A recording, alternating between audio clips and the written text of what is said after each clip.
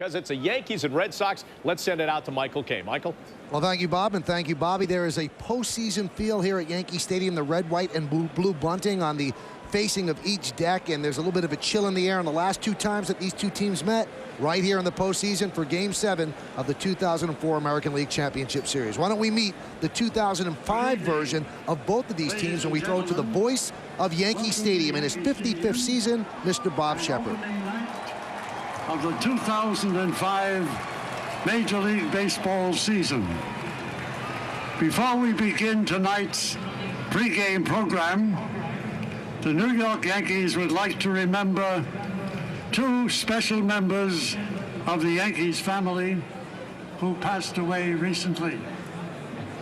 Let us remember longtime stadium organist Eddie Layton and popular anthem performer Robert Merrill.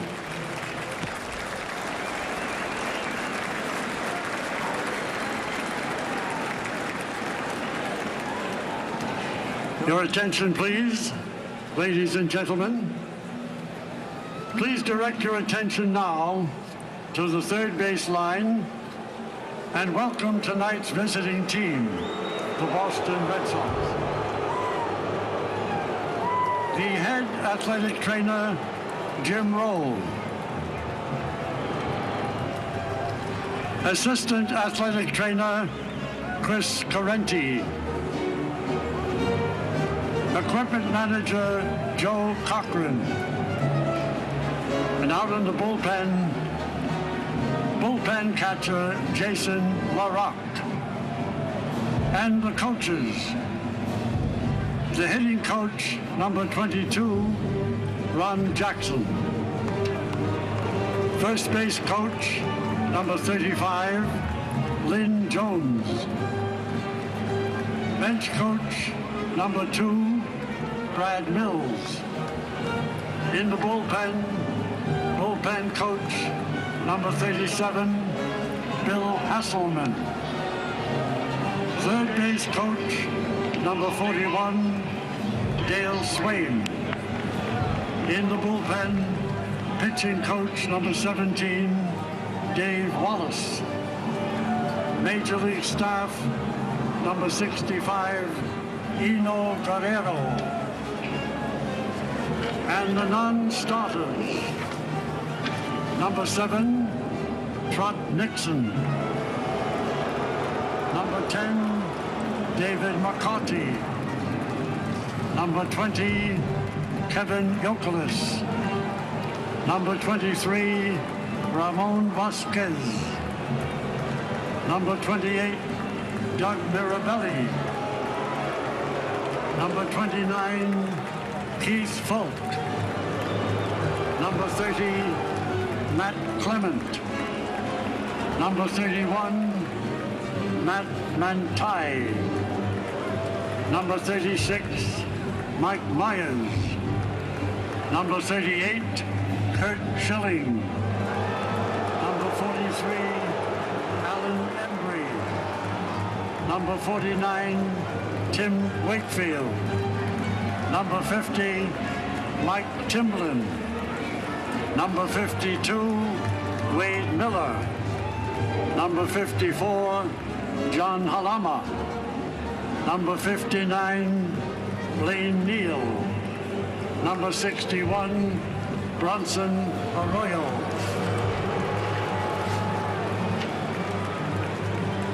And now, the Red Sox starting lineup. First, the manager, number 47, Terry Francona. Leading off, the center fielder, number 18, Johnny Damon.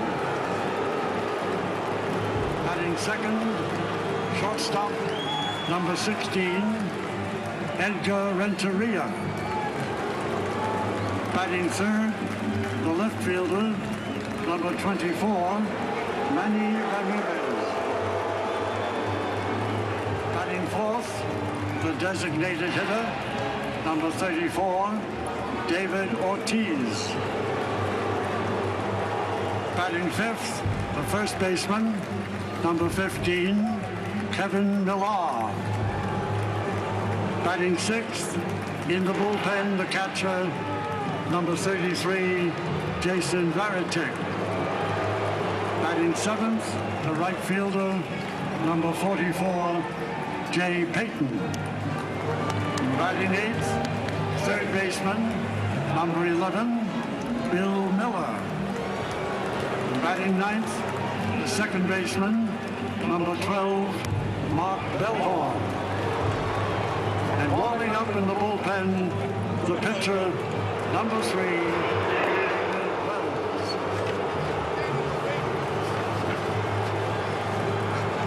And now, ladies and gentlemen, please direct your attention to the first base line as we welcome the 2005 New York Yankees.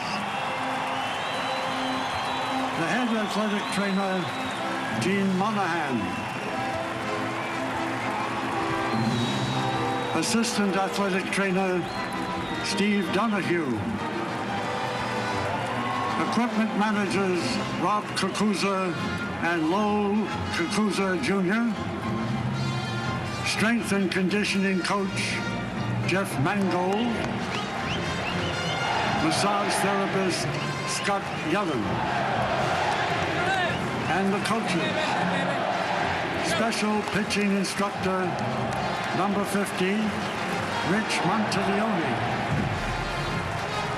Special assignment instructor and interim third base coach, number 59, Rob Thompson. In the bullpen, bullpen coach number 57, Neil Allen. First base coach, number 54, Roy White. Third base coach, number 53, Luis Sojo. Bench coach, number 52, Joe Girardi. In the bullpen, pitching coach, number 34, Mel Stottlemyre. Hitting coach, number 23, Don Mattingly. And now, the Yankees non-starters. Number 14, Ray Sanchez. Number 17, John Flaherty. Number 19, Bubba Crosby. Number 24, Tino Martinez. Number 29, Mike Stanton. Number 31, Steve Carsey. There he is. Number 33, Jared Wright. Number 35, Mike Messina. Number 36, Tom Gordon. Number 39, Andy Phillips. Number 42, Mariano Rivera. Number 45, Carl Pavano. Number 47, Felix Rodriguez. Number 48, Paul Quantrill. And number 56, Tanyan Sturtz.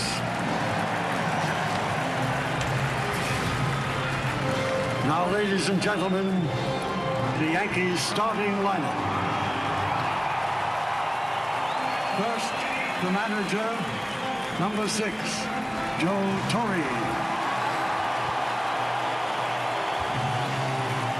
Leading off, the shortstop, number 2, Derek Jeter. Batting second, the third baseman, number 13, Alex Rodriguez. Batting third, the right fielder, number 11, Gary Sheffield.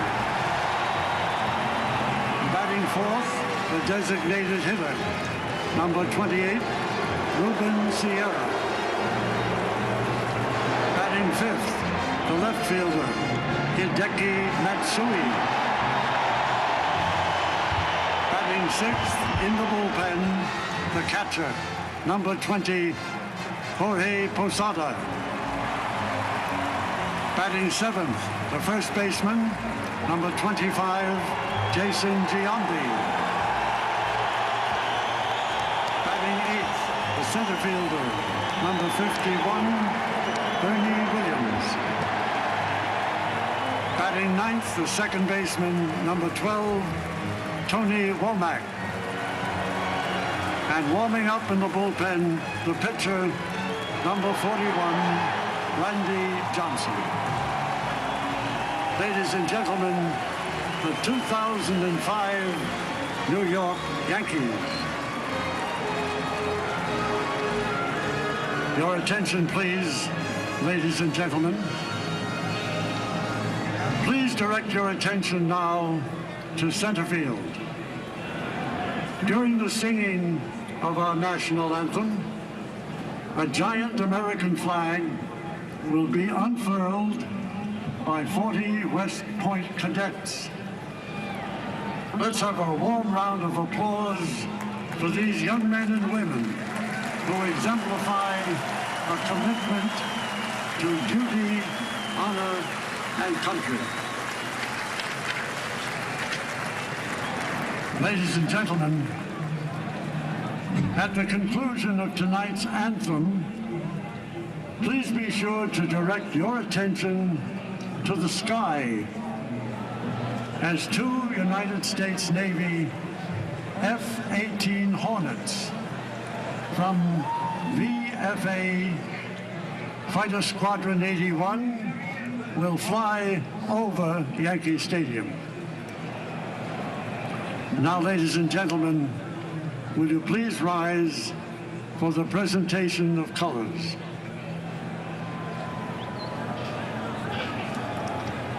And please direct your attention to the area behind second base and welcome the United States Military Academy at West Point Cadet Color Guard. Ladies and gentlemen, before the anthem is performed tonight, let us spend a few moments in silent prayer as we remember Pope John Paul II, who died yesterday at the age of 84.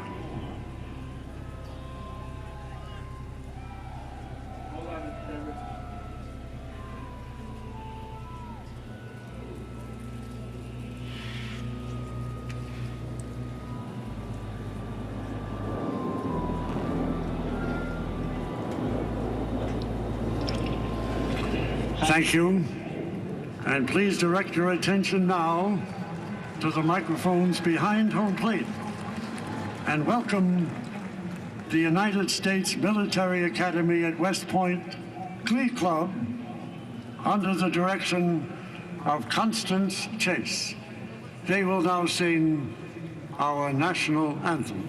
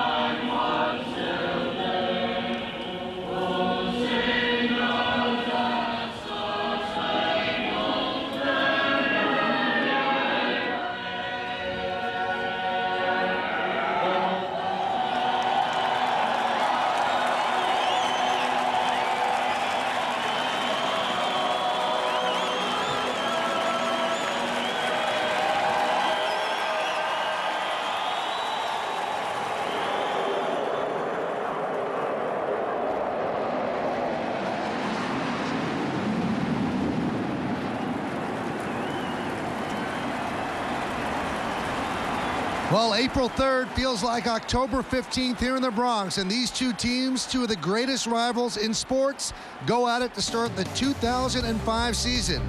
You've met the 2005 Yankees, the 2005 World Champion Red Sox, and now when we come back, it's time to start the game. This should be fun. Settle back and enjoy the start of Yankees-Red Sox, the first of 19 this year. It's the grandest stage in the world. Bright lights, big city, energetic, vibrant, and relevant. The Great White Way. Tonight, the Red Sox and Yankees start the 2005 campaign with opening night on Broadway. And this show has some history, as the spotlight has been on this rivalry for close to a century. The starring roles have been handled by the greatest names the game has ever seen. A glimpse back acts as a glittering videography of the history of the sport. Last year may have been the most dramatic production of all. Both sides geared up for a season of baseball Armageddon, playing each game as if it was the Yankees-Red Sox. The audience was gripped. Everything was left on stage. Nothing saved for another show. Blood and guts turned into standard operating procedure. But last year, a shocking twist. The curse was finally lifted. The Yankees, stunned, exited stage left. The cast, well, they have been tweaked for this season's production, but most of the stars have returned. The names read like an all-star team roster, a galaxy of greatness. Some have come back after playing off-Broadway, while others, well, they search for even more drama. And one has shockingly switched roles, looking for more applause. Early notices have been sparkling, and tonight the curtain rises on the Yankees and the Red Sox, opening night on Broadway.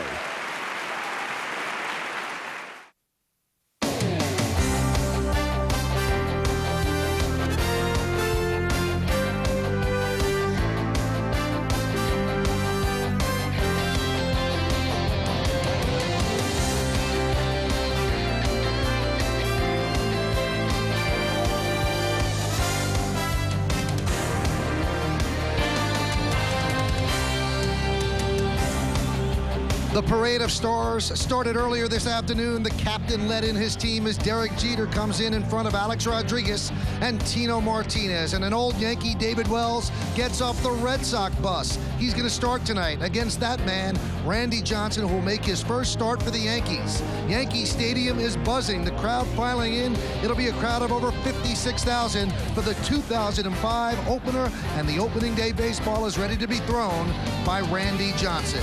And tonight, the Yes Network presents New York Yankees baseball. The defending world champion Boston Red Sox take on the New York Yankees in the first game of 3 here at Yankee Stadium in the Bronx. Hi, everybody, and welcome to Yankees baseball. Along with Jim Cott and Paul O'Neill, I'm Michael Kay. You don't have to sell opening day, but this makes it a little bit better than any other opening day. Two great rivals, the first of 19 times that they're going to play this year. And remember how last year ended on this field, Game 7 of the American League Championship Series. Again, Yankees and the Red Sox, it's going to be on fire on a Sunday night where the weather has cooperated. But you have a lot of memories of opening day, Jim, not just one that's going to be created tonight. Well, I don't think I've ever been around an opening day that had this kind of atmosphere. My favorite was in 1960, my first one. Outgoing President Dwight Eisenhower threw out the first pitch. Everybody tried to get the ball. Clyde McCullough got it, and it was a thrill to stand on the foul line at 21 years old and say, I'm in the big leagues. And for Paul O'Neill, in Cincinnati, opening day was like a national holiday, and then he also did his time here with the Yankees, where, as you can hear behind us, it's pretty special as well. Any great memories for you? The only thing I can remember about opening day is I was nervous. I didn't care if it was my first one or my last one, because everybody wants to get off to a good start. Coming in, as long as the season is, you want to get off to a good start. And both teams would like to do that. The Red Sox, for the first time since 1918, they are the defending World Series champions. And to make things even bigger, well, we have like a heavyweight title fight. So we'll give you the tail of the tape. David Wells against Randy Johnson. Johnson, a .658 winning percentage. Perfect games are even. David Wells leads in World Series championships. The K's, that's all for RJ. The Cy Young Awards and the All-Star games as well. Randy Johnson will make his 13th opening day start, and David Wells will make his 3rd. Believe me, this game has a postseason feel. This is the first matchup on an opening day game between two pitchers that have pitched perfect games. Wells did it for the Yankees. Randy Johnson for the Diamondbacks. We'll come up and give you a different look at the pitching matchup next.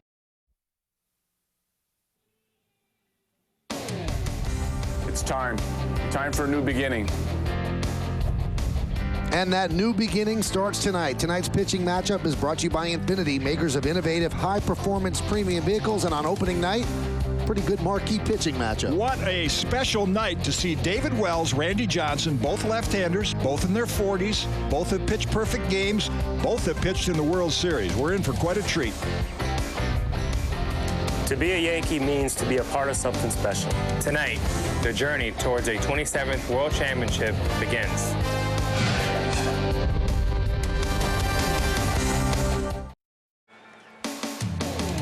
New York Yankees baseball on Yes is brought to you in part by DirecTV. Direct, with more live sports programs each year, DirecTV is rethinking the way television should be. GMC trucks and SUVs, we are professional grade. Bank of America, higher standards. And by Nissan, who reminds you there's no better time to shift your ride. Well, it is a full house here at Yankee Stadium, and although it's a Sunday at the beginning of April, it is not quite as chilly as you think it would be. It rained all day, but the field is in perfect condition. Randy Johnson is poised to go up those steps and take the mound for the first time as a New York Yankee. You think he's excited? He looks like he is about to spring from the starting gate. He has been gearing up for this all spring, 22 innings in spring training. The Yankee fans are very familiar with him, his years with the Seattle Mariners, and also how he was co-MVP along with Curt Schilling in the 2001 World Series. And Randy Johnson takes the field along with the New York Yankees.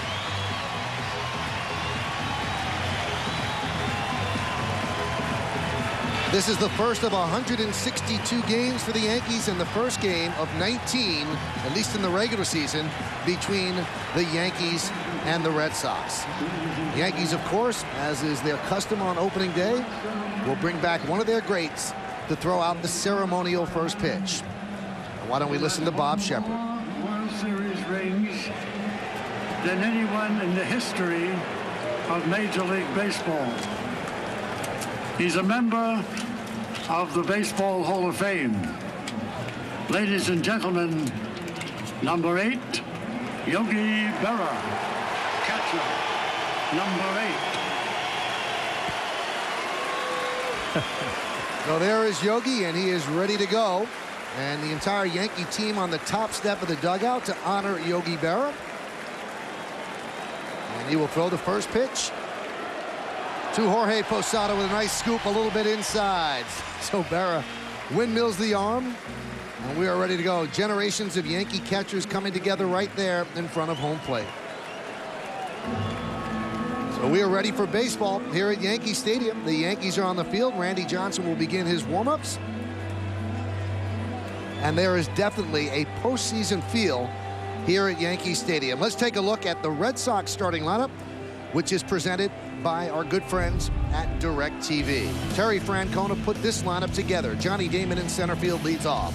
Edgar Renteria, who made the final out of the World Series last year while playing for the Cardinals, signed as a free agent with the Red Sox. He's their shortstop, batting second. Manny Ramirez in left field. David Ortiz, the DH, will clean up, and he cleans up against the Yankees. You see his numbers right there. Kevin Millar at first base, bats fifth. Batting sixth, the captain of the Red Sox, Jason Varitek. Jay Payton's in right field, batting seventh. The number 8 hitter, Bill Miller, the third baseman, and Mark Bellhorn is at second base, and he will bat ninth.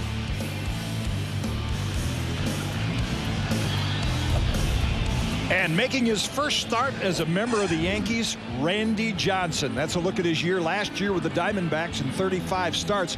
16-14, but check out the ERA and the strikeouts. Still very much a dominant pitcher. Let's check out the scouting report brought to you by Jeep. The heat is on. I mean, normally just to get out of the gate on opening day and have a decent outing, you feel good. But the buzz around New York is, can Randy Johnson pitch well against the Red Sox? Already a lot of heat on him.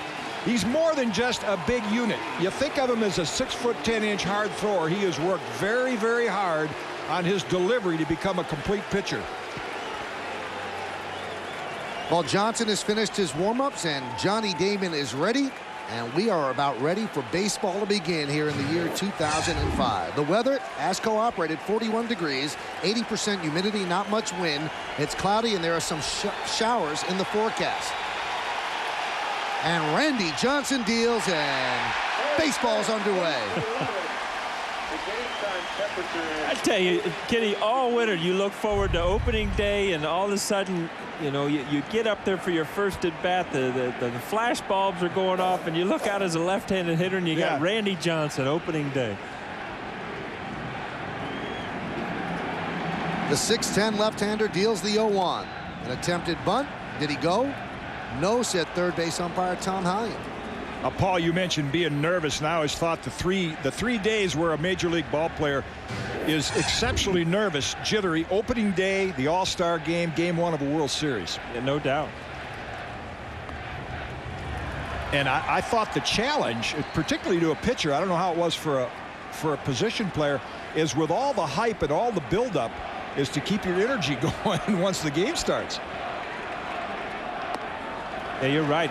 This is one of those games come midway through the game, 4th or 5th inning. You feel, what am I so tired? I haven't done anything. And it's just the emotion of getting the season going. And you would figure after 5, 6, 10 years in the major leagues, I don't know what it is about opening day that you always have those jitters to get off to a good start. Lays the 3-1 pitch right in there, and the count is full at 3-2. So Damon trying to get on, set the table for the Red Sox big guns coming up next.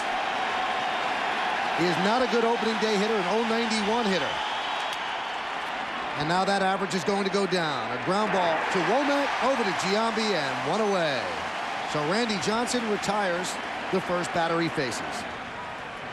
Let's take a look at the defense behind Randy Johnson.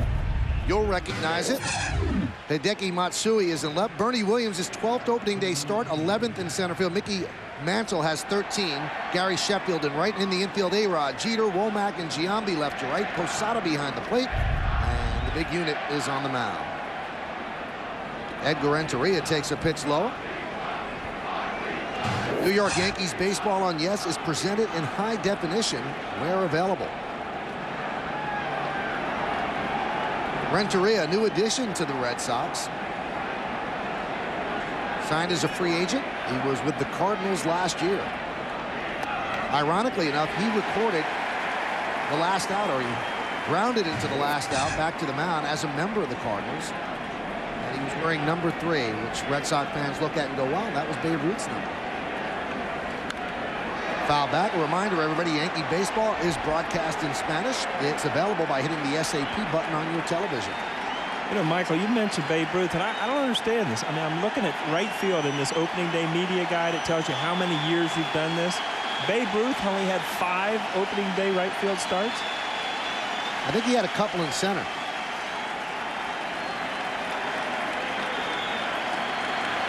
The 1-2. Well, you had more than 5 in right field. Yeah, that's what I was looking at. I don't understand it. I mean, he had to have more than 5. Maybe this is in a new stadium or something. Well, he started with the Red Sox as a pitcher, so we'll definitely check that out. The 2-2. And Renteria down on strikes, 2 away.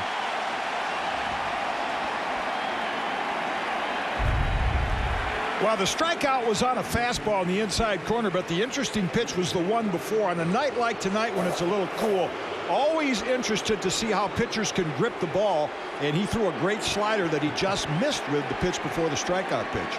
You know, Kitty, you mentioned how the pitcher can hold the ball. As a hitter, you're almost better off taking that pitch. You take your strikeout, it's cold, your hands are cold, and you might be better off just taking it instead of getting sawed off. Manny Ramirez takes a strike. There's no question, if a pitcher can grip the ball comfortably, weather like this is much more favorable for the pitchers than the hitters. The 0-1. Fouled away, and Paul, we have your answer for you. Babe Ruth started 5 games and left. All right. I figured it wouldn't take you long, maybe. So a crowd of over 55,000 gets to its feet looking for a strikeout. So far, 2 up, 2 down for Randy Johnson. His first inning as a Yankee.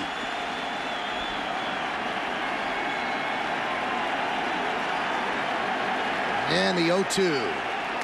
Strike 3, he got him. And a pumped-up Randy Johnson works a 1-2-3. Top of the first. 2 strikeouts, 3 in a row. Pretty good debut. And he paints the inside corner. Now we're going to hang around right here and listen to the hand or non-hand that David Wells is going to get as he takes the mound wearing number 3 and pitching for the Yankees' arch rivals, the Boston Red Sox. Let's listen up.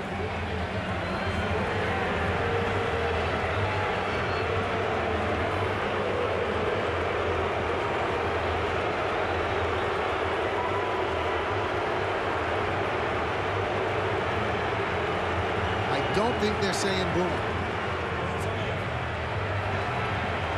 Well, Boomer's going to warm up. We'll drop out for just a second. When we come back, the Yankee lineups. Red Sox nothing, and the Yankees coming to bat. Well, his nickname has changed. It's now Boomer. It's not Boomer. So he is pitching for the Yankees' arch rivals, the Boston Red Sox, wearing number 3 to honor Babe Ruth, his idol. Well, this is the Yankee lineup that he is going to face. And DirecTV presents tonight's Yankees starting lineup. The captain, shortstop Derek Jeter, leads off. Alex Rodriguez at third will bat second. Gary Sheffield, number 2 in the MVP voting last year, will hit third. Ruben Sierras, the DH, has great numbers against Wells. Hideki Matsui had a strong spring training. He'll bat fifth and play left. Jorge Posada will catch. Jason Giambi got a nice hand during introductions. He'll play first base and bat seventh. Bernie Williams in center field hits eighth. And Tony Womack, the second baseman, bats ninth. And they'll face the Boomer, and he wears number 3, only fitting. He is a 21st century Babe Ruth. That's what he did last year with the Padres and pitched a terrific game here for the Padres against the Yankees. Came away with a no decision in that. Let's check out the rest of the scouting report on the 41-year-old lefty. This is his favorite hangout, the pitching mound at Yankee Stadium. And I think a big key for him tonight in this weather, can he grip his curveball? Much more important for him to be able to do that than Randy Johnson because he doesn't throw as hard. 44-18 with a 3.64 ERA on that mound here at Yankee Stadium. His winning percentage in Yankee history, 5th at Yankee Stadium. Derek Jeter leads off. And the pitch from Wells as the flash bulbs go off and the pitch is high, 1-0. Okay, you go over certain ballparks as a hitter you do better in, and certain ballparks as a pitcher. And this makes sense. I mean, Boomer Wells is a fly ball pitcher. And if you keep fly balls gap to gap in center field in Yankee Stadium, you're going to be successful because the ball doesn't carry in those parts of the field. That one is fisted into center field and is going to dunk in front of Damon for a base hit. So a leadoff single for Derek Jeter. Boy, and Paul O'Neill is drooling. You'd love to start every season with a little bloop single. You know, I'm just thinking this is unbelievable. As a player, you get the weirdest thoughts in your head. You're running down to first base, and right now you're saying, you know, this is going to be a great year. I got off to a good start. I got a hit. And one person that wants to get off to a good start this year that has a horror story from last year is Derek Jeter. Right. He had never gone through a tough start like he went through last year. So Jeter held it first by Kevin Millar, and here's Alex Rodriguez. Had a very good spring, 24 for 69, a 348 average. Swing and a miss. One thing looking back, Boomer is, I mean, Boomer wants to throw strikes. He worries about the hitter. You can run on Boomer if you want to. I don't know if the field's good enough to run on, but if you want to steal some bases, Boomer's still going to worry about that hitter. And A-Rod has great numbers against David Wells. Lifetime 20 for 56, 7 of the 20 home runs. Now, Paul mentioned the field, and it rained all day yesterday. It rained most of the afternoon today, and the field looks in wonderful shape. They have a great drainage system, and we all remarked when we walked into the ballpark how green the grass looks. The field just looks beautiful tonight.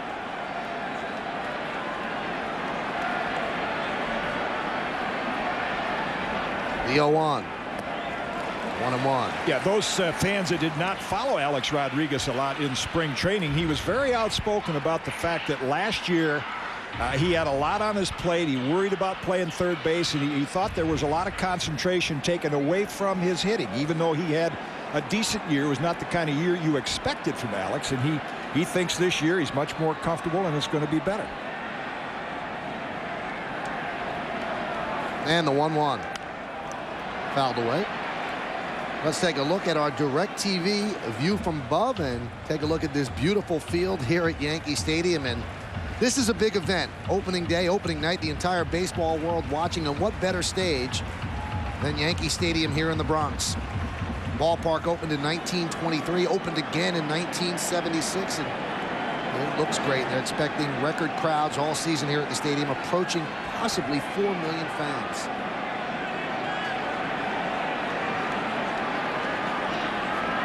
The 1-2.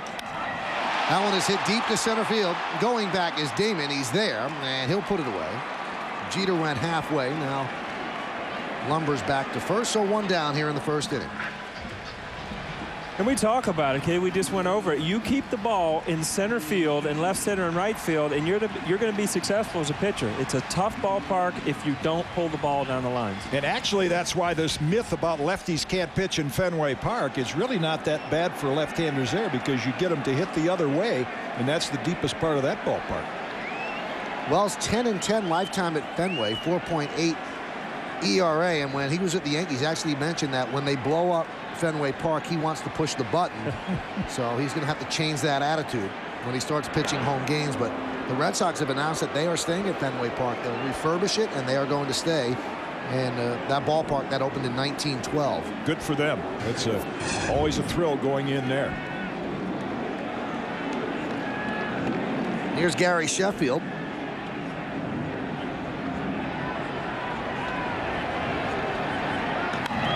High fly ball to left field, and he picks up where he left off last year with a foul ball. Talk about Fenway Park, and the best place to be on Fenway Park is out on the field. You want to be out on in a position somewhere, because if you get in the dugout, it's terrible. If you get in the locker room, it's terrible. Right. Everywhere in the ballpark, the seats are behind poles, but out on the field, those 9 guys got the best view anywhere.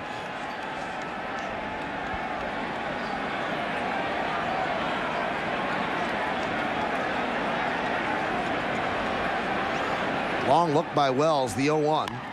Grounded to third. Miller fields, goes to second, one on to first. Not in time. Sheffield beats the return throw. Oh, it makes a great play here. In between hop, right out, on an opening day, you want a nice, easy hop for a first ground ball you're going to get of the year. And right here, this is a tough play. Makes a good play, almost turns a double play on it.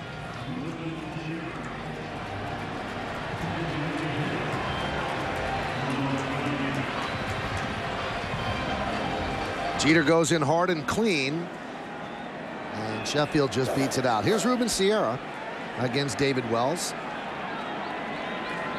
It's funny, Michael, you were talking about the booing of Boomer, and some people are just liked. I mean, he did well here. He helped win a World Series. But all of a sudden, when you look at across his chest and you see that one word, it says Boston, everything changes. And he admitted that it was weird for him. I spoke to him the other day. He said, yeah, it's a little strange, and it's going to be strange taking the mound. He said, I hope that people remember me, and I know I'm probably going to get booed, but I understand that. He said, but I think on the long run, they like me more than they hate me. Well, the funny thing is, if he had his choice, he'd be pitching with the Yankees. I mean, I think if you asked him anywhere off camera, he'd tell you any place he'd rather pitch, it'd be with the Yankees. Well, he's actually said it on camera. He said, hey, my first phone call was to Brian Cashman, and Brian passed. He said, so I wanted to pitch this year, and that's why he wants to pitch here. First of all, he loves the city, and he does so well at Yankee Stadium. I think he enjoys the rivalry, too. He's been with the Yankees. He's been with other teams that played against the Yankees. I think he still gets his thrill of pitching in Yankee Stadium in a situation like this. Count goes to 2-1. Notice Boomer has no sweatshirt on. Paul, you mentioned best place to be is on the field, and some coaches might be saying, man, that's not good for a pitcher. You ought to have a sweatshirt on. Actually, it's only important to bundle up between innings, but you can be much more comfortable out there in the mound without a shirt than you are standing around like an umpire when you're not in action. Paints the outside corner. Joe West gives him a strike. He's the home plate ump, and the count 2-2. Like Joe West is calling both sides of the plate. He gave Randy Johnson the inside pitch, and right here he goes out on the outside pitch. Playing Sierra to pull as the second baseman Bellhorn shades up the middle. Most of the right side of the infield is open for Sierra. The 2-2. Chases the outside pitch and goes down on strikes. So both veteran left-handers worked scoreless first innings. Randy Johnson was impressive in the top of the first with 2 strikeouts and a 1-2-3. He comes out for the second inning with a 0-0 score.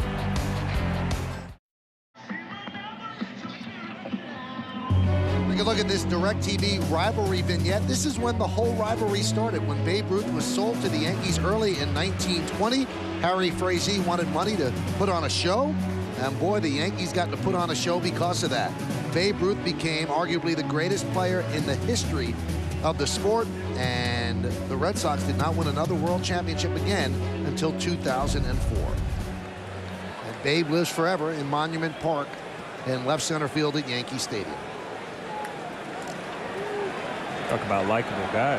Have you ever heard from anybody a bad thing said about Babe Ruth other than his eating habits? That was about it. Pedro Martinez. He didn't like it. Here's David Ortiz, a 1-0 count on him. And he rips one down the right field line. That is going to be a base hit, and it rolls into the corner. Played out there by Sheffield. Spins, throws. Here's the play. He's in there with a double. And even the winter doesn't cool off David Ortiz. I tell you, if you watch this pitch as a left-handed hitter to be able to pull a Randy Johnson fastball that's up and in, that you're right. That's just a good hitter, and he's been a good hitter against lefties in the past, and it looks like he has no problem whatsoever. And the impressive thing also was getting out of the box. Sheffield with a great arm. The ball took a little bit of a high hop, and very good aggressive base running by David Ortiz. Yeah, right there out of the box, you make your mind up. And if Sheffield makes a perfect throw, he's probably out. But how often from the line are you going to make a perfect throw to second base? That's a tough thing to do. Here's Kevin Millar as he fouls one back.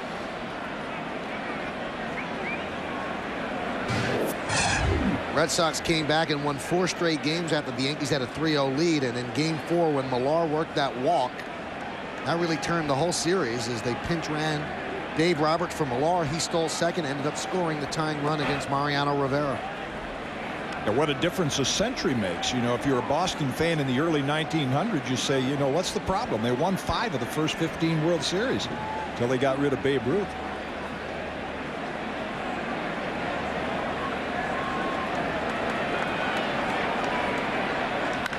That one is hit fairly deep to left field. Giving chase is Matsui. On the track, at the wall, leaps. He makes the play. He makes the play and retires Millar and takes away a 2-run home run. You talk about a great play. I mean, here's a guy that hasn't played in Yankee Stadium. We talked about it for 5 months. Been down in spring training. Didn't get to take batting practice today on the field. Gets back to the wall and makes an unbelievable play.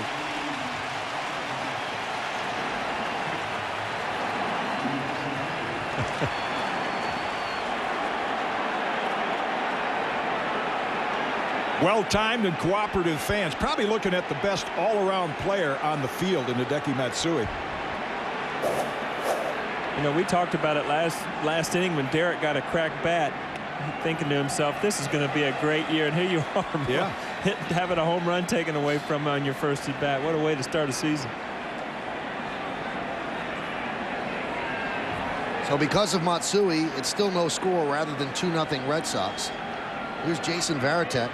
He is the captain of the Red Sox. He signed a free agent contract with the Red Sox, a 4-year deal. And when they announced it, they said that he was going to be the captain. Now, Derek Jeter is also the captain of the Yankees, does not wear a C on his uniform. Don Mattingly refused to do that as well, didn't want to throw it in people's faces.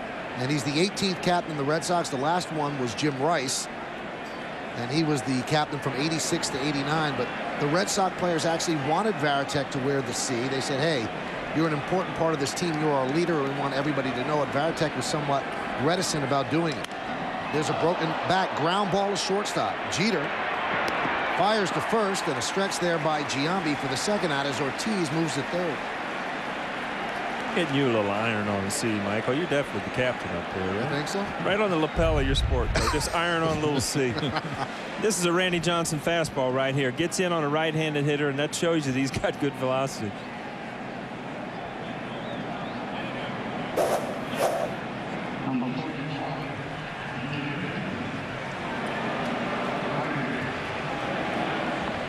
Through the right field screen, connected to the right field foul pole, as Jay Payton digs in with a runner on third and 2 outs. Now, this is your first indication of what Randy Johnson means when he's opposing your team. Jay Payton's playing tonight, and not Trot Nixon. Trot Nixon, who's given the Yankees a lot of trouble over the years, but they don't start many left-handers against Randy Johnson, so Jay Payton gets the call. Fouls one away. Did you take many seats when Randy Johnson was on the mound? I did. You know, I've had some at-bats against Randy Johnson, and literally, I don't think I put a ball hard in play. I could not. I was Buffalo when I walked up to play. I knew I couldn't hit him. Really? It was that bad. I used to mess around with Mattingly and joke and kid to see if I could actually foul a ball off. I mean, when you get up there, obviously you're trying to get a hit, but at that time in his career, he was just too overpowering.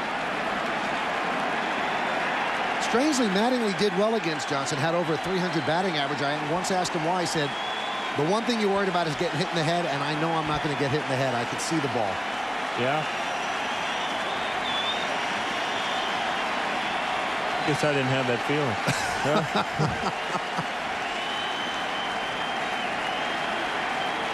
1-2. Line drive to left field. There's a base hit as Ortiz will score. The Red Sox are on the board. They lead 1-0.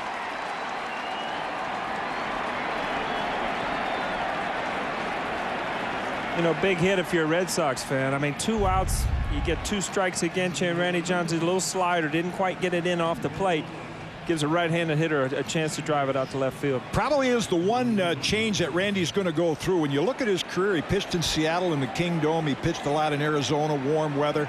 Not a lot in Montreal. These are the least favorable pitching conditions that he's going to pitch in, particularly in April where it's going to be a little cold. And that slider was an example of it. Didn't have that real good bite to it.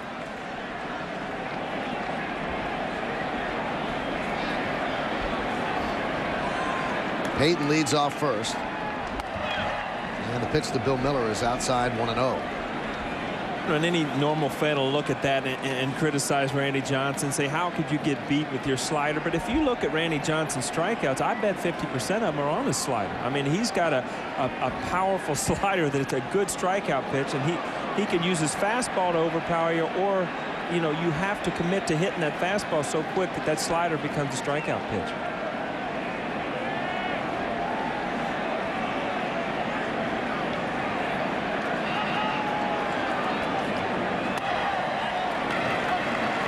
Randy has 41.63 lifetime with his 2 strikeouts tonight. And Randy in April, as Kitty mentioned, always pitching in favorable conditions. 41-17 lifetime with a 3.45. Count 2-2. Kitty, I'm sure they came into a plan already. You're looking at 31 pitches. And they're definitely pitchers are early in the season on a pitch count. I don't know, as a pitching coach, first time out under these conditions, what do you think? He felt comfortable thinking he could get 7 innings in as far as pitches. Of course, if the hitters don't cooperate with you and they draw a lot of walks, that's different. The scoreboard said 3-2. Yankees thought it was a 2-2 pitch, but Miller obviously kept better count, so a walk in the count. Well, the situation is first and second, 2 outs for Mark Bellhorn. One of the least recognized and most valuable players on the Red Sox last year, Mark Bellhorn. Bellhorn swings and misses. He'll strike. He's a kind of a non-contact hitter. He'll strike out a lot. He'll walk a lot. But boy, I'll tell you, if you want to say a guy got some big walks for a team, he certainly did. And the numbers there aren't too bad either. 17 home runs and 82 ribbies. Struck out 177 times last year, a Red Sox record, and he does not have great numbers lifetime against Johnson, 0 for 9. Those numbers compiled when he was with the Cubs and Johnson with the Diamondbacks.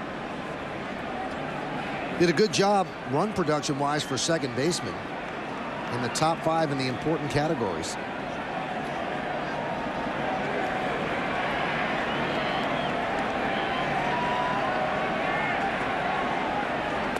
There's a breaking ball strike. Count 1-2. Johnson threw 98 pitches in his tune-up on Tuesday, so we know that he could probably get into the hundreds. That was against Yankee minor leaguers. His numbers weren't great that day, but they just wanted to extend him pitch count-wise. A 1-2. Did he go? Yes, he did. Johnson with a strikeout gets out of further trouble. But the Red Sox score 1 run on 2 hits, no errors, and 2 men left. It's 1-0 Red Sox, but not for that play. It would have been 3-0. Matsui hauls in what would have been a 2-run home run. 1-0 Red Sox. Back here at a buzzing Yankee Stadium, it's 1-0 Red Sox as we head to the bottom of the 2nd inning. And Matsui, who made such a great play in the top of the inning, will lead off against David Wells.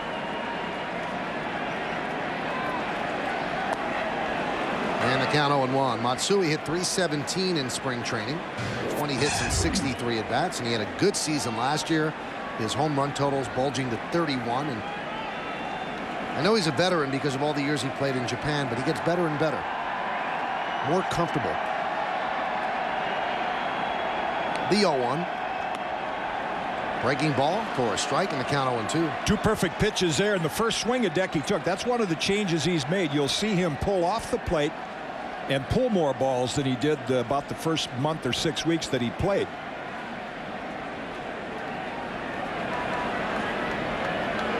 The 0-2. Just missed outside, and the count 1-2.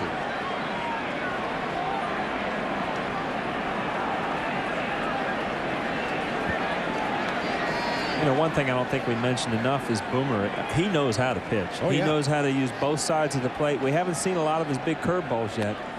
He must, you know, you mentioned on a cold night, sometimes you don't have that good curveball, and you have to go to your fastball, cutting it and sinking it and using both sides of the plate that way.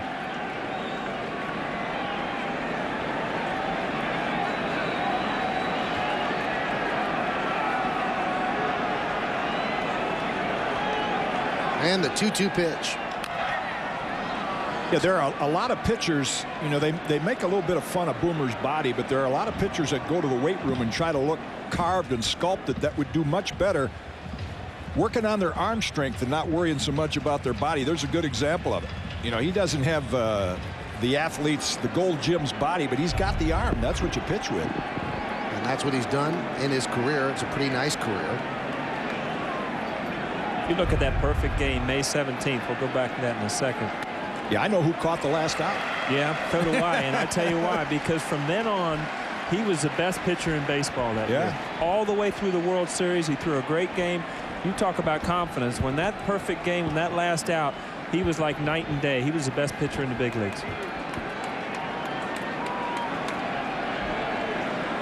The 3-2. Driven the other way into left center field. That is going to dunk in for a base hit. Manny Ramirez cuts it off, fires it in, and Matsui picks up a single. Well, Paul O'Neill talked about the perfect game. Paul O'Neill caught the last out of the perfect game, and boy, was Boomer Wells dealing. Were you nervous when you caught this? No, that was an easy play. I mean, that's all you're hoping for when you're in the field is don't hit a sinking liner or something in the sun or something like that. You want that fairly easy play because, sure, it's great to catch the last out. What a year for Wells. 18-4, 3.49. He actually almost pitched a perfect game later in the season against the A's, and that was broken up in the 7th inning. And he actually said at the time, I did not want to pitch another perfect game. I can't deal with everything that goes with it. Leave that kid. I'd like to pitch a lot of them, but the irony of that almost perfect game, Paul, and you can remember this, as my guest that night, I had up here Tom Browning. Yeah. Who you played right field when he pitched a perfect game in 1988, I believe. It's in the 80s, I'll tell you that. Yeah, I think it was 88, September of 88.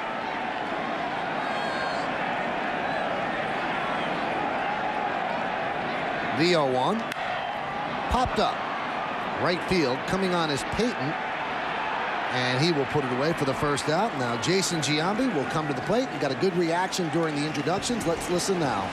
25. Jason Giambi.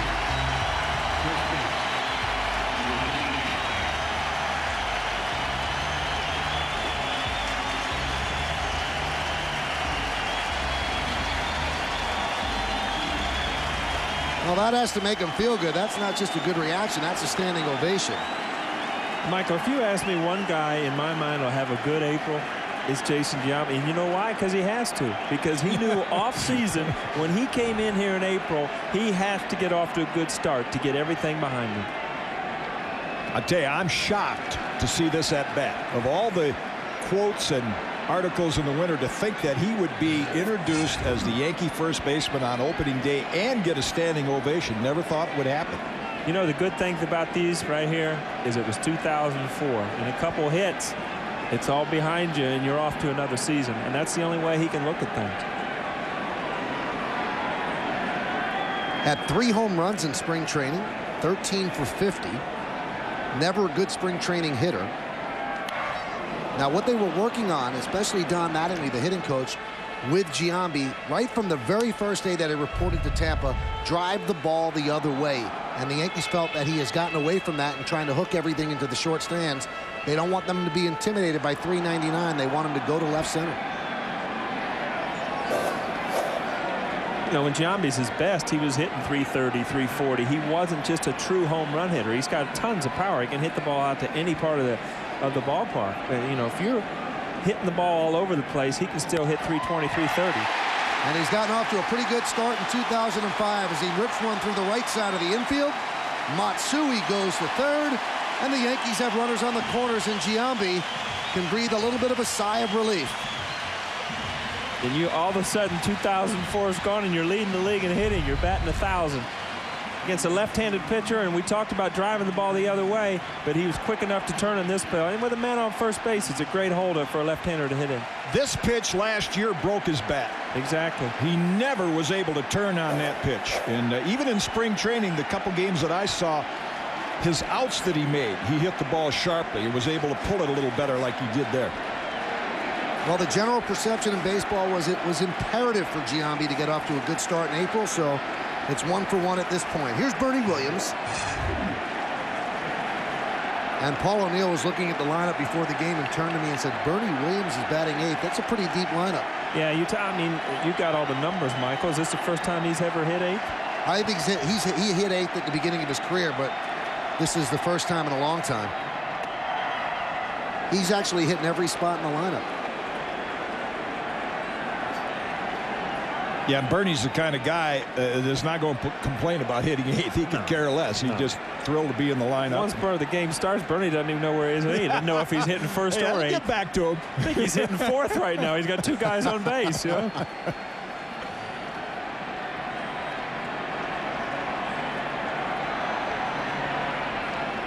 When Bernie was a kid and Buck Showalter was the manager, he was really struggling. And Buck Showalter had him batting 9th, and he sent Brian Butterfield to Bernie Williams' locker.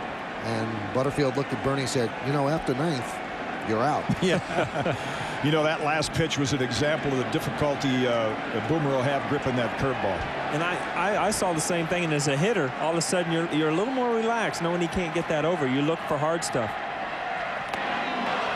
That's what a good pitcher does. They come back and throw it again until they throw it for a strike.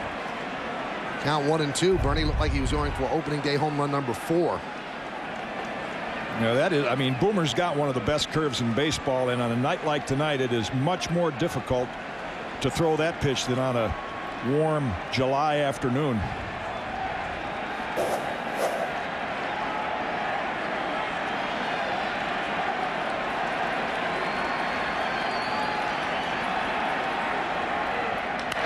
That one is hit fairly deep to left field. They'll get a run in. Ramirez is there. He'll put it away. Tagging is Matsui. He scores easily as the throw comes into second. Bernie Williams with a sac fly, and the Yankees and the Red Sox are knotted at 1. You know, if you're a hitter, you kind of question this pitcher. I mean, as a pitcher, a pitching coach, Kitty, you question what do you think? You just had him swing through a low curveball. I mean, as a hitter, all you're trying to do is get that guy in from third base. What do you want? You want a ball high in the strike zone. Here you get a fastball high in the strike zone, just good enough to get it out to the center or left field. You can see Varitek's glove. You see the target was inside, and he had to move it over the center. The thought behind that pitch was you're going to try to get in on Bernie's hands, and he didn't get it in there. Here's Tony Womack, the newest Yankee. Signed as a free agent. Was with the Cardinals last year on the team that lost to the Red Sox in the World Series. Womack replacing Miguel Cairo, who's moved on to be a backup infielder with the Mets. I think Joe Torre feels this is the fastest position player he's had. I was going to say, I mean, and not much has been said with Tony Womack, but I mean, he's a good player. He can do a lot of things, especially for this team that doesn't have a lot of speed. Chopped the other way. His former teammate Renteria takes away a base hit and fires the second to get the force on Giambi. But the Yankees tie the score. They get 1 run on 2 hits and 1 man left. We played 2 at Yankee Stadium on opening night on Broadway. It's 1-1. Everything's nice and even on the XM scoreboard. 1-2-0 for the Red Sox. Yankees 1 more hit, same amount of runs, 1-3-0. And the Yankee past very much a part of the Yankee present every day here at Yankee Stadium. We go to the top of the 3rd. Johnny Damon leads off against Randy Johnson, and the pitch is outside.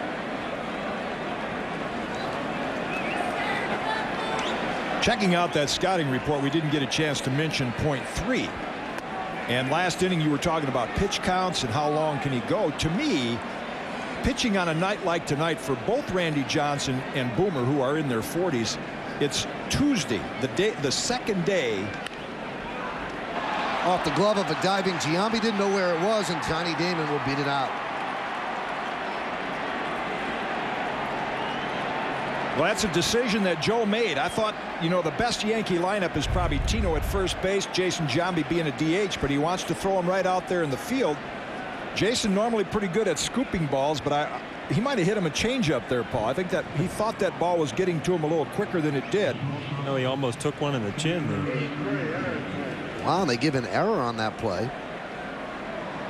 Tell you what, if you're Johnny Damon and you just hit one on the nose off Randy Johnson and got an error, you got to be looking at that official score. Back to the point about the pitchers. Normally, and that's why I always like to throw a little bit the day after you pitch, but pitchers don't do much the day after, and that second day is when you really begin to feel the stiffness after a night like tonight. And it'd be interesting to see how these guys react because they're both 41. There's a ground ball at 3rd. Let's see if they turn 2. There's 1, and there's 2, and around the horn, 5-4-3 double play.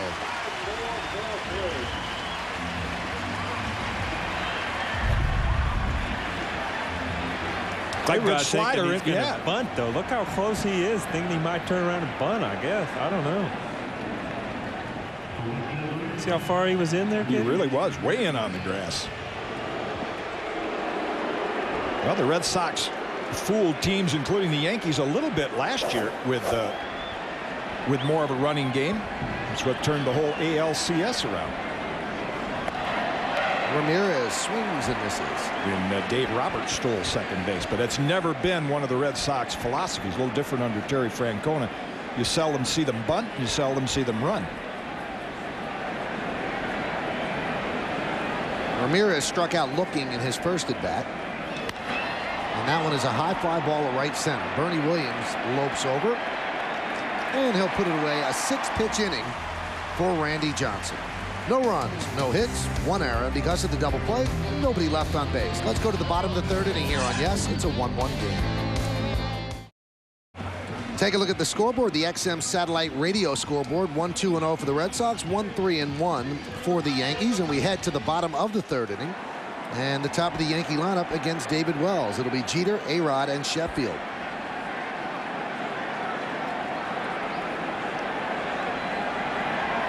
And the pitch. Outside, 1-0. Hey, starting May 1st, Animation Domination comes to television, where all your favorite animated Fox shows will be on one night. King of the Hill, Simpsons, Family Guy, and American Dad. Sunday night will never be the same. Stay with us during the 6th inning of tonight's game, when we will have a special preview of Fox's Animation Domination. Domination for Derek Jeter, who's going to start off the season 2 for 2, and he rips one down the left field line for a double to open up the 3rd.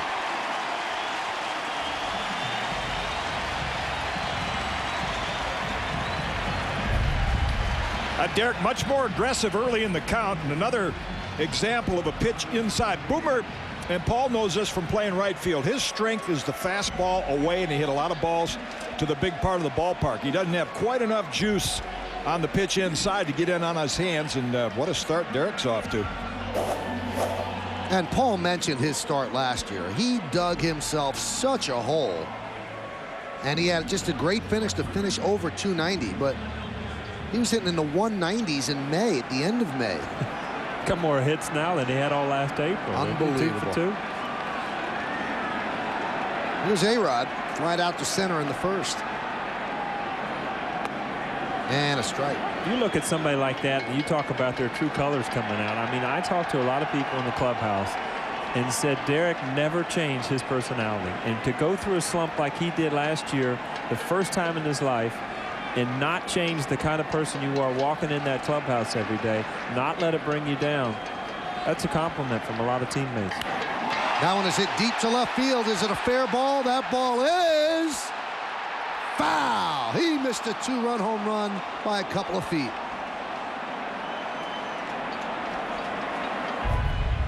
Another curveball with not enough bite on it from Boomer's standpoint.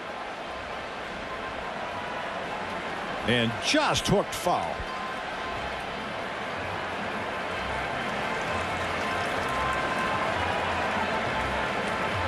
Well, what you mentioned, Paul, I think is why Derek has so much respect, not only Yankee fans and his teammates, but all around the league, from the opposition as well.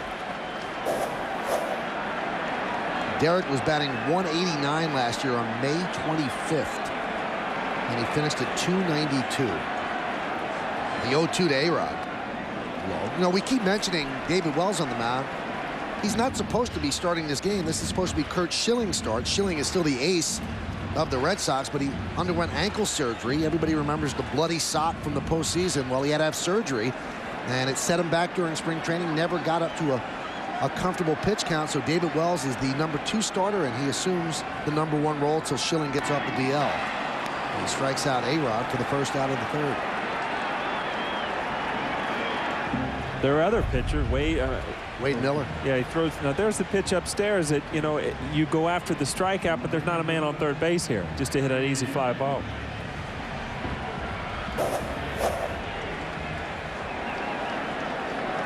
Wade Miller also on the DL, but they knew that when they signed him as a free agent. He's had shoulder problems. Hoping to get him back sometime in May. Sheffield fouls it off. Feels like the temperatures dropped about 5 degrees in the last couple minutes. And when you see the swings like Alex took, it's an example of it. The pitcher can control his pitches. There's just no way hitters are quite as loose or quite as quick in weather like this that they will be come June and July. Michael, you mentioned, you know, Boston goes out and signs his pitcher. They know he's hurt. They're going to get him back, but not till later in the year. That's something that, you know, these good teams can do. They can wait for a guy and they can compete and win until he gets back. I mean, a smaller market team can't go out and get a pitcher that's injured and wait for him. They got to get it, you know, put their money in somebody that can help them right now. And that's why these good teams, I mean, John Lieber, for instance, they went a whole year for him, and he steps in, has a great year last year. Lieber now the opening day starter for the Philadelphia Phillies. The 1-1 to Sheffield. That one is driven into left center field. That is going to be trouble, big trouble, and it goes one hop up against the wall. Jeter will score. Sheffield is at second with an RBI double. The Yankees take a 2-1 lead.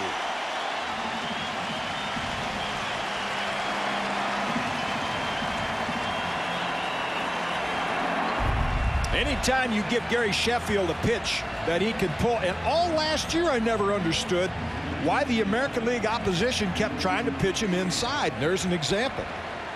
Anything middle of the plate in, you are not going to prevent him from pulling the ball. Gary Sheffield, some things just don't change. I mean, he's an expert at driving in runs. He's a lot better hitter. I mean, with men in scoring position, it's night and day how good a hitter he is. 325 with runners in scoring position last year. So he picks up where he left off. Here's Sierra, and a nice block by Varitek. You know, you mentioned Giambi starting at first. He picked up an E3 in the third. The reason that they're starting Giambi at first and not DHing him and starting Tino at first, because of the man at the plate. Ruben Sierra had great numbers against David Wells, so Joe Torre wanted to get him into the lineup. And incidentally, if you missed our pregame show and you missed the introductions, Tino probably got the loudest ovation of any Yankee introduced. You're into that, aren't you, Michael? I like that. You like those That's ovations, a great moment. Ground ball is short. Across the diamond as Sheffield advances the third. Well, you mentioned John Lieber. When that name comes out, that was probably my most disappointing transaction of the offseason. I mean, it gets a little personal because you love doing games when he's pitching, but I really thought he meant so much to this franchise. I was surprised the Yankees did not re-sign him. You like the quick pitchers here, huh? Well, he won 14 games last year. Like you said, a year of rehab, but I thought he was just coming into a situation where he's going to get a little better. There's his ex-catcher, Joe Girardi. And the Yankees' third bench coach in as many years. He's now the bench coach for Joe Torre. Can you imagine what's going on in that? I mean, he sits up here in the booth or even in a restaurant and talks baseball, and 100 different things are going on in his mind at all the time. So now he's actually down there. He's going to have a barrier here to cut off all the brain waves before it's over, because that guy right there knows baseball. You think he'll be a little more animated than Zim was? I don't know about that, but I know one thing. He's going to think a lot of baseball before this season's over.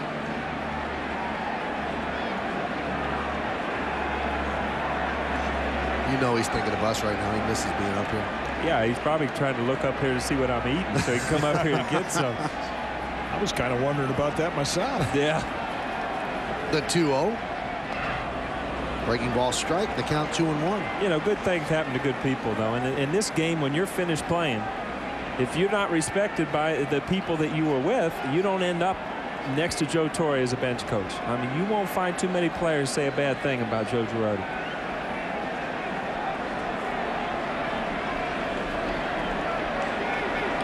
The 2-1. Well, Joe was a little concerned at the start of spring training. How much do I say to Joe? How much does Joe want me to say? But I talked to him at the end of spring training. He said, I think we found a nice rhythm. Joe said, just throw everything at me and I'll decide what I want to use. Remind me next inning to tell you a story about Joe Girardi and give you a little insight into what a classy guy he is. The 3-1. Breaking ball. And Joe doesn't even know it at this point. But the New York Emmy Awards are going on right now in Manhattan. And to go along with his World Series rings, his Kids on Deck show won an Emmy. He won an Emmy tonight. Beautiful. We better put a bow tie on him there so he can receive his award, right? One of these little ties there. The 3-2. There's a base hit up the middle by Hideki Matsui. Sheffield scores and the Yankees lead 3-1. Matsui's 2 for 2 tonight.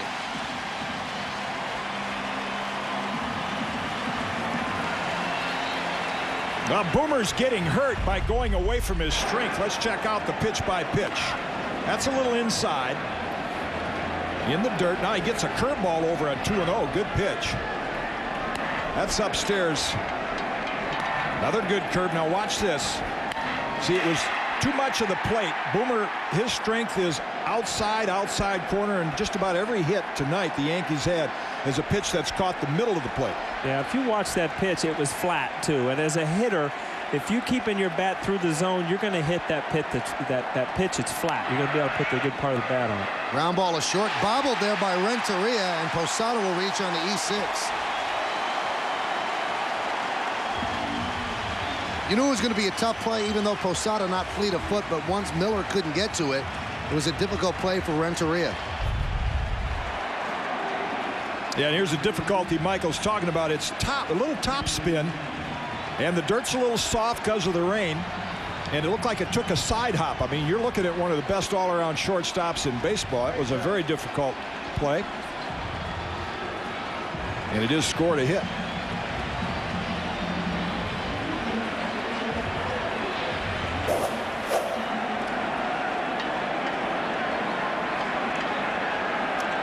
Last year, Orlando Cabrera, the shortstop for the Red Sox, he signed as a free agent with the Angels.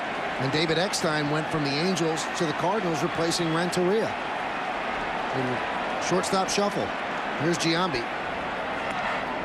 There's a breaking ball strike. Looked like a cross up there. I don't know if you saw Veritek catch that ball, though.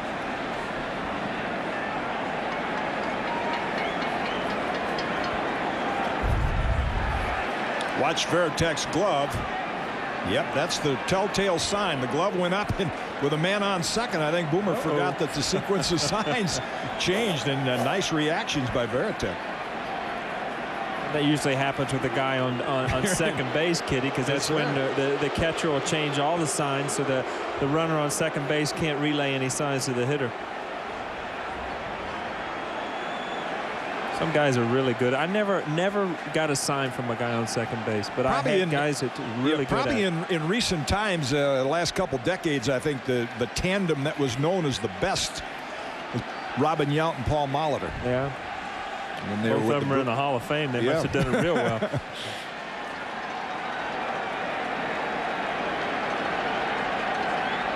0-1. There's a strike. See, that's his strength right there. You look at that perfect game, that Boomer. There were so many fly balls hit out your direction to right side. And low and away is still the best address for any pitcher.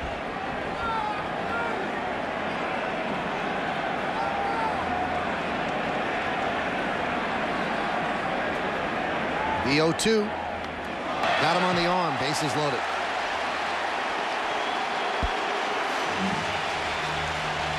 Crowd is booing, but David Wells did not want to hit Jason Giambi right there. Now, if you look at his reaction, he's probably laughing, because if you look at Giambi, he didn't get out of the way. He just, I'll take it. That's fine. 0-2. What a better place to get hit. Well, and if you notice, as soon as Boomer got a ball back, he starts rubbing it up. Another example of that's strictly a result of not gripping the ball well. Take a look from our DirecTV view from above. It didn't look like Giambi really flailed out of the way. See him blowing on his hand, going to his arm. I've pitched in conditions like this, and I mentioned to Michael down in spring training with all the hullabaloo about steroids. We used to, pitchers used to cheat by using pine tar, and technically that's in the rule book and is not allowed at all. But that's the only way you can really get a good grip on the ball in this weather, is to be able to go to a little pine tar, something to like the hitters use. Finally out there, Michael. They cheated. See that? You thought that all along, didn't you? Pitchers always cheating. Bases loaded with Yankees for Bernie Williams. Matsui on third. Posada on second. Giambi on first. Bernie Williams with 10 career grand slams. Bernie had a sac fly in the second. Runner on third base, so got an RBI tonight. He probably likes this number 8. He's coming up with people on base. He's hit 3 opening day home runs in his career as well. Kitty, I've heard you mention it many times. There's usually a couple situations that make or break the game. And if you look at this game right here, this is it. I mean, a big hit right here kind of blows this game wide open. The 1-0. And the count 2-0. Blaine Neal, a right-hander warming for the Red Sox in their bullpen here in the bottom of the third as Francona wants to stop the bleeding. Newcomer to the Sox bullpen, got him from San Diego. A lot of teams like his stuff, and even though he might not get a lot of innings in, Terry Francona wants to keep him on that staff. Wells going from the windup, the 2-0. Foul back. Any rhyme or reason to that, Kitty, or you just feel more comfortable out of the windup? It's strictly a pitcher's choice. You know, you should never allow a runner to steal home, whether you pitch and wind up with a stretch. All you have to do is just give him one look and stop him and go into your motion, and they'll never steal home. Matsui, a savvy base runner at third. Your speed, you'd take that base, wouldn't you? Oh, my goodness, Barrel yes. the catcher over. The only way I'd do it. Thump your chest, everything.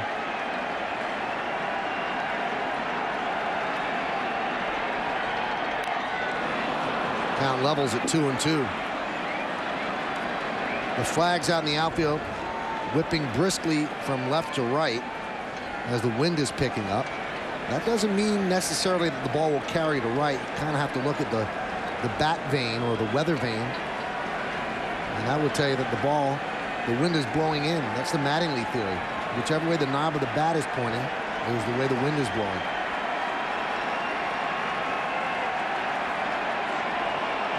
And it looks like he balked. Second base umpire Mike DeMuro said that's a balk. Matsui scores. Yankees lead 4-1. The other 2 runners move up. And Boomer knew it. He didn't put up any argument. I think he must have been guessing with the sign sequence. Check it out. He's looking down at Veritek. Oops. Sometimes in a pitcher's mind, he's already his mind made up. I'm going to get the fastball signs. He starts to go to his, oh, that's not the sign I wanted. And just like that, he didn't have his hand where he could get a comfortable grip on the ball. So you're saying 1 run's better than 4 at that point, huh?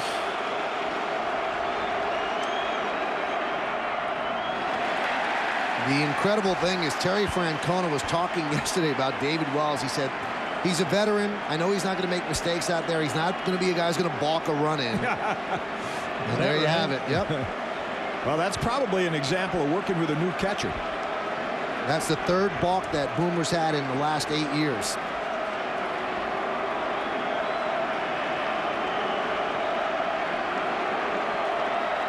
And the 3-2. He struck him out. So Bernie goes down on strikes, but the Yankees take the lead. They score 3 runs on 4 hits, and they leave 2. We go to the 4th. It's 4-1 Yanks. New York Yankees baseball on Yes is being brought to you in part by Infinity, makers of innovative high-performance premium vehicles. Fox's animation domination. Surrender your Sundays beginning May 1st on Fox. And by Nissan, who reminds you there's no better time to shift your ride. Let's go to the 4th, and David Ortiz fouls one back. Yankees lead 4-1, 4-7-1 for the Yanks, 1-2-0 for the Red Sox. One of the things we always heard about David Ortiz last year was the Yankees didn't make him move his feet enough. You wonder if Randy Johnson will move him off the plate. Don't mean throw at him, but they felt that he was too comfortable up there. Count 0-2. Boy, that looked like the best slider he's thrown all night. I think Randy now, the first third of the game is over. He's got a 3-run lead, settling in a little better. There's the impressive numbers that Ortiz has put up. The 0-2. He foul-tipped the ball to stay alive. Ortiz doubled down the right field line. That was in the 2nd.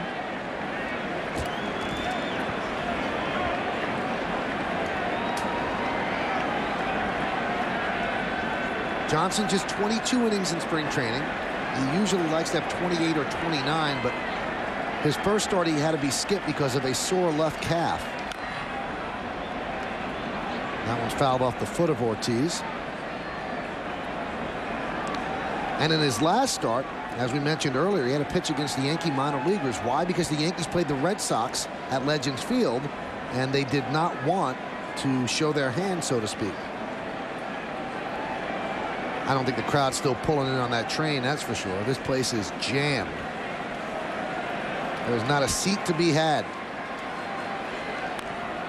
It's really a great testament to the popularity of the game. You know, on opening day, you get all the records of teams in the past, and you can't believe how many opening days in the past you look at the Yankees played and there were 12,000, 14,000, 16,000.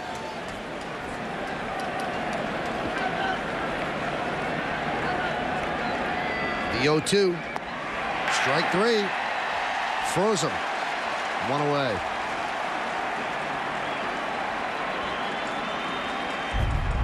Slider getting sharper. That's just a knee buckler right there. Just tip your hat and walk to the dugout, right, Paul? Let's take the direct TV view from above. What's funny is what sets this up is if you're watching it on TV, you know, that doesn't look like that tough a pitch. It's an 81-mile-an-hour slider, but that 95 or 96-mile-an-hour inside fastball that you have to cover is what makes that good slider good. All right. Count 1-0 to Millar. Millar robbed of a 2-run home run in the 2nd inning. Great leaping catch over the wall in left field by Hideki Matsui.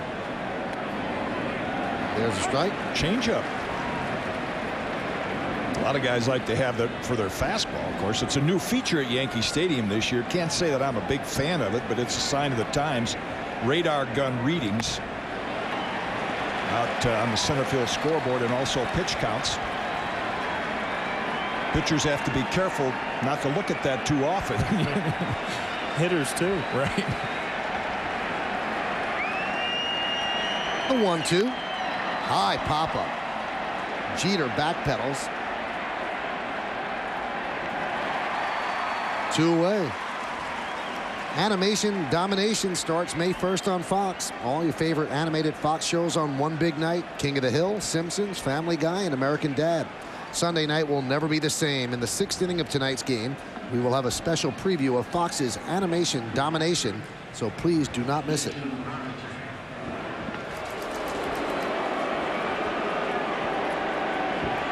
Here's Jason Varitek. Check swing, fouled off. Red Sox had some changes. They lost Derek Lowe to free agency, Pedro Martinez as well, and to a man, the Red Sox said the one guy we could not afford to lose. There's no replacement for him as Jason Varitek. And they signed him to a 4-year deal, despite the fact he's 32. A lot of catchers don't last to 36, 37, but they felt that Varitek could not be replaced in the whole scheme of things for the Red Sox. And when you look at the 2 rotations, I think the Red Sox are going to miss those numbers a lot more than the Yankees are going to miss the 2 14-game winners when you look at who they've been replaced with. A lot more upside for the Yankee rotation. 1-1. Johnson, Pavano, and Jarrett Wright. We'll see one of the Red Sox new acquisitions here on Tuesday afternoon. Of course, we're seeing one tonight in David Wells. Matt Clement will pitch Tuesday.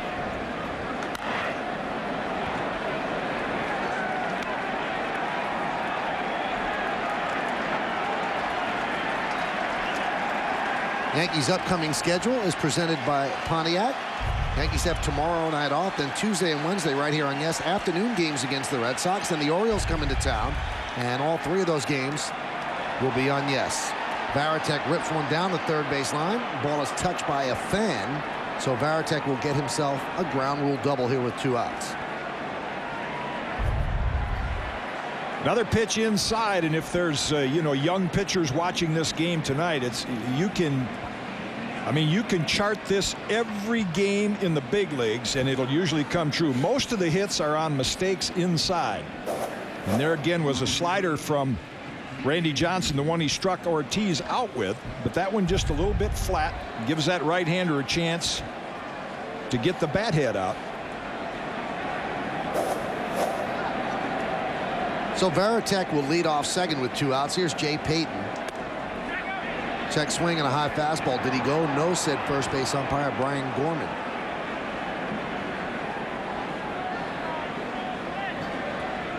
You talked about Varitek a lot and bringing him back. Got the big contrast, got the captain's thing on his chest. I mean, that's a lot for a player to walk into. I mean, is he going to continue to do what he did, or does he feel this extra pressure of having to live up to something now? And a lot of organizations don't even have captains because of that. Payton chases upstairs. Count 1-1. Like Jorge wanted the pitch inside, and that's a tough one to hit right there. Just 96 over your head. Letting out a little shaft with that one. Randy put a little extra on that one. Top of the 4th inning, Yankees lead 4-1. Season opener here at the stadium. There's a ground ball ashore. Jeter to Giambi, and that'll do it here in the 4th inning. So the double by Varitek is wasted. No runs, a hit, no errors, and 1 man left. Let's go to the bottom of the 4th inning on Yes, 4-1 Yanks. Another DirecTV vignette as we look back in the history of this rivalry, and a big part of it is this ballpark, which opened on April 18th, 1923. The opponent, the Red Sox. The Yankees against the Red Sox, and of course, over 71,000 people, 74,000, see Babe Ruth hit the first home run at Yankee Stadium. Some optimistic Yankee fans think it's going to be another 86 years. 2090. We shall see. You'd be calling that one, Mike? You know, I wish, but I doubt it. I'll tell you what, it'll be very interesting to see the new signs when we get to Fenway Park a week from tomorrow. No, a week from today. No, a week from tomorrow. That's right. I'm sure they'll wait to unveil everything to the Yankees come in town, right? Well, that's their first game. So you know they're going to win. Yeah.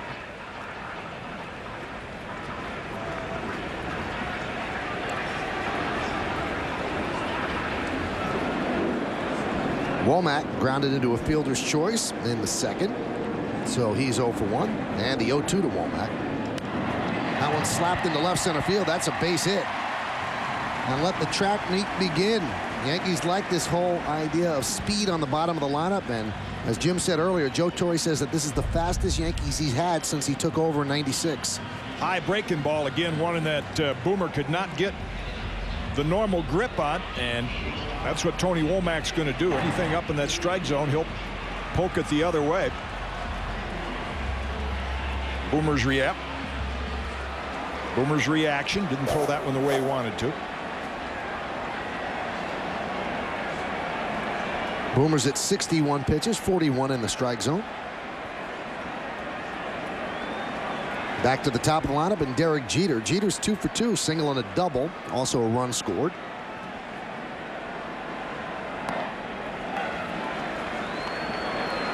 David Wells, as Paul O'Neill knows better than everybody, a little bit of a free spirit. That's always been his reputation, and it would seem like he would fit in very well in the clubhouse, where the Red Sox have actually anointed themselves as idiots.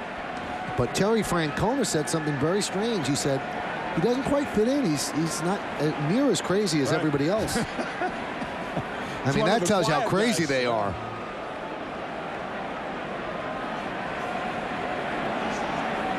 Well, I think that's one thing they used to their advantage last year. Is they're a very relaxed, free-spirited team. Got all that hair. That's why he doesn't fit in. He doesn't have any hair. Tony Francona says Terry Francona says just show up and play, and that's what they did. Wells did say that he is feeling very welcomed. He said, from the day I walked in that clubhouse, everybody's loose, everybody's accepting. He said there are no cliques whatsoever. And that's strange because the Red Sox used to be known as a team 25 men, 25 cabs.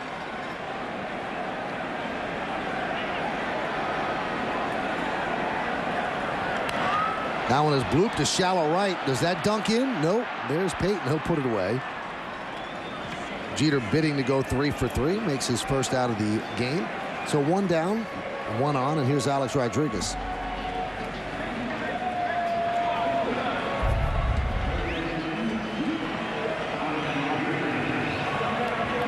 Jeter not too pleased with that one. A rare show of emotion. Sometimes you pick up that breaking ball as a hitter and you see it so well and you actually wait too long, and that's what Derek did there. He actually waited too long and jammed himself on a breaking ball. Here's Alex Rodriguez. Alex is 0 for 2, flied to center and struck out against Wells. And he waits on that one and fouls it back. That pitch that Derek popped up reminds me, it's another reminder of what affects the game is the count and the situation. If he's up there and gets that breaking ball with nobody on, that's a pitch he probably pulls with a lot of authority. But because he was trying to go the other way, as Paul said, he jammed himself on it.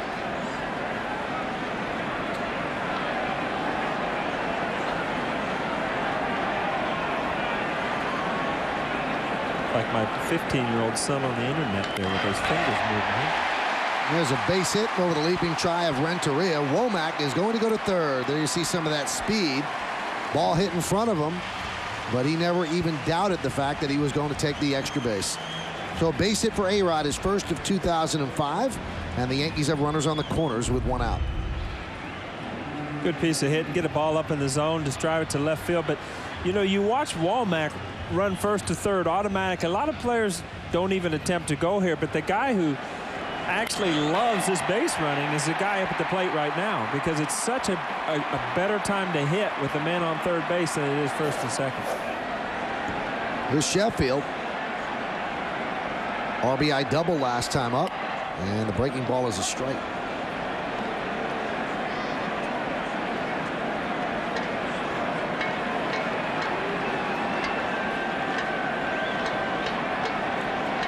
A .325 hitter last year with runners in scoring position. He's 1 for 1 so far this year. The 0-1. Right at Renteria, 2 away. Hit the ball hard, but right at the shortstop for the second out. Part of the game I could never understand, kid. I know, do you never everything think you're they supposed even to up do. it. No. Hitters never think they even up. Hit that one right on the nose. And pitchers will say, yeah, but you know, you'll give up a few bloops to balance out. That's an ongoing argument. But you cheated, kid. You already admitted it. Well, pitchers cheat, you know, right? that's a good point. I kind of chuckled at some of the stuff that was going on in the off season in regard to that. Here's Ruben Sierra. And the pitch. Waiting on break. Well, it wouldn't be a game at Yankee Stadium if Bob Shepard was not on the public address, Mike. 55 years. This is his 55th opening day at the stadium. And the great man, this is his first lineup that he introduced on April 17th, 1951. The only opening day lineup in the history of the Yankees where Mickey Mantle and Joe DiMaggio were both there. That was DiMaggio's last year. And that's a pretty good lineup right there. 5 Hall of Famers. You say who's the 5th? Jerry Coleman's going in this year as a Ford Frick Award winner, the broadcast wing. Bob Shepard guy has a plaque out in Monument Park. Just like you would think. Very elegant, very erudite, professorial. Whoa. Now let's stop right here, man. Educated. Right. Can't go on any farther, Michael. You lost me on the second word. Here's Bill Miller. Pitches inside, 1-0. Now, the Yankees played the Red Sox that day, so the first name that he ever introduced was Dom DiMaggio, the center fielder for the Boston Red Sox. That guy in the 3-hole is a pretty good hitter. Yeah, I think there's 3 Hall. I think Boudreaux's in the Hall of Fame, I believe. Yes, I believe so. So you got Bobby Dorr. And one of my great thrills filling in one night for Bob Costas on his Coast to Coast show back when the All-Star game was in San Diego was to spend an hour interviewing Ted Williams and Bobby Dorr. Bill Miller with a ground ball ashore. Jeter's right there. 1 away. You know, Paul, and we're going to listen to Bob Shepard a moment.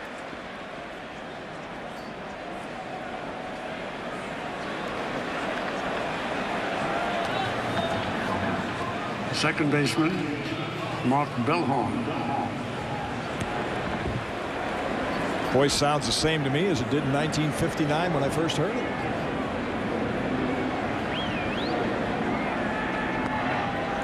Michael and Paul were needling me about cheating, and that's why, and I don't take the steroid thing lightly, but the interesting thing when you look at the comments that were made in the off season and the hearings and so forth is that the rule book actually says you cannot apply a foreign substance to the ball.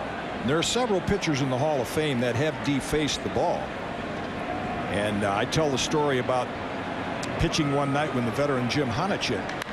Ground ball at third and past a lunging Rodriguez and down the left field line. Bellhorn will get at least a double. Matsui digs it out of the corner, and Bellhorn with a 1-out 2-bagger. Like another pitch, if you watch Posada's glove, he had the glove toward the outside corner, and that pitch caught the inside part of the plate out of the reach of Alex Rodriguez. So pitching on cold nights like this and even cold days in Minnesota, you'd keep little splotches of pine tar tucked in your uniform that you could go to and like hitters do with a bat, to grip the bat. Pitch to Johnny Damon. Checked this swing, but home plate umpire Joe West said he went around 0-1. So Jim Honachik comes up to me and he says, "Lefty, I see what you're doing. You're applying a foreign substance to the ball." I said, "No, Jim, that stuff's made in North Carolina. That's a Yeah. homegrown product." But the interesting thing about the steroid issue was there's really no set rules in the rule book, and yet there is against pitchers defacing the ball, and you can probably name 4 or 5 pitchers that are in there that are guilty of doing it. Gaylord Perry wrote a book about it. Me and the Spitter. The 0-2. Well, baseball does have a new steroid policy, and I was shocked today to find out that somebody failed the test. Yeah. I find it hard to believe Alex Sanchez, the center fielder for the Tampa Bay Devil Rays, failed his steroid test, and he is going to miss the first 10 games without pay. Hit 2 home runs last year. He's known more for his bunting ability. I guess they would have been doubles. Yeah. The 0-2, foul back. And this is the steroid policy. First offense, 10 days, which is what Alex Sanchez will get. Second time, 30 days. Third time, 60 days. And fourth time, you should get your head examined, and you also get a 1-year suspension. Well, it's a start, but it's the same thing years ago. If we knew that that was a set policy, what the punishment was going to be. If you got caught defacing the baseball, you're suspended for a year, you're done. None of that would have gone on. And so the point is that the baseball and in combination with the Players Association was just negligent in not getting some stricter rules in ahead of time. Well, then the question is, and this has been the big question during the offseason because of the congressional hearing where Mark McGwire, quote, didn't want to talk about the past, does he get into the Hall of Fame? The 0-2, he struck him out. Slider away. That's up to the writers, but I think if they voted for pitchers who did that to the baseball that they're aware of, there's no difference. Good slider right there from Randy Johnson. Gave Johnny Damon a little different look. Dropped down. That is a no chance, isn't it, Paul?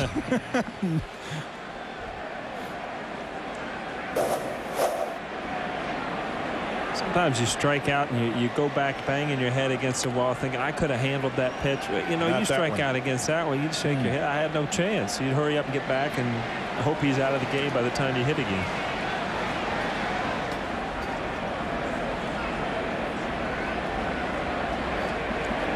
The 1-0. There's a strike.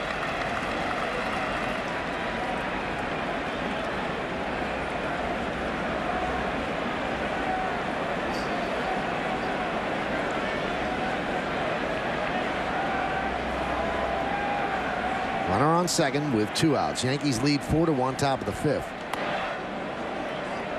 Randy going a little bit harder now.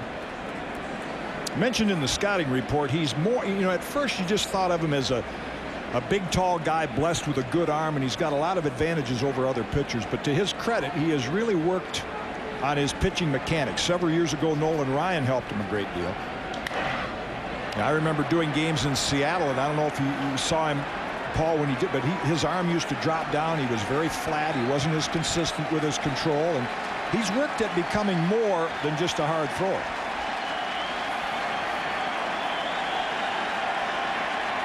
Well, he has 5 strikeouts so far. Crowd looking for number 6. They won't get it, but they get a ground ball to short. Tough hop for Jeter. Stays with it. And a nice stretch by Giambi, and he keeps his foot on the bag for the final out of the inning. That's a pretty play by Jason Giambi, saving Derek Jeter in error. For the Red Sox, no runs a hit, no errors, and 1 man left, and a star on your scorebook next to that defensive play. We're halfway through, 4-1 Yanks. As part of Samsung's 4 Seasons of Hope, Samsung and Circuit City have teamed up to help end the cycle of domestic violence and save lives. For every home run a Yankees player hits at Yankee Stadium, Circuit City will donate $1,000 to the Joe Torre Safe at Home Foundation.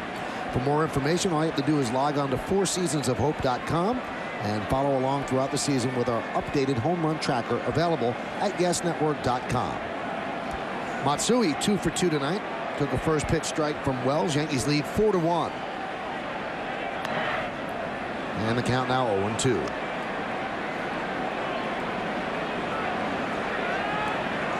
Wells has thrown 8 straight strikes. Thrown 70 pitches so far.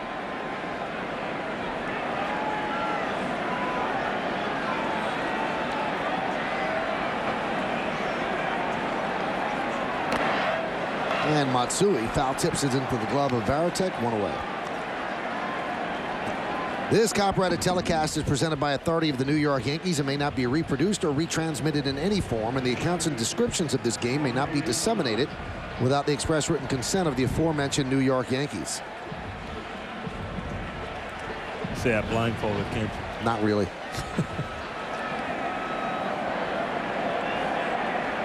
Here is Jorge Posada. And the breaking ball low. Wonder how much of an advantage Posada has because he caught Wells. Did you feel that catchers that caught you and you had to face them later had an advantage? Yeah, it can work both ways. Sometimes they're looking for something, you know, you cross them up. Sometimes they'll overthink.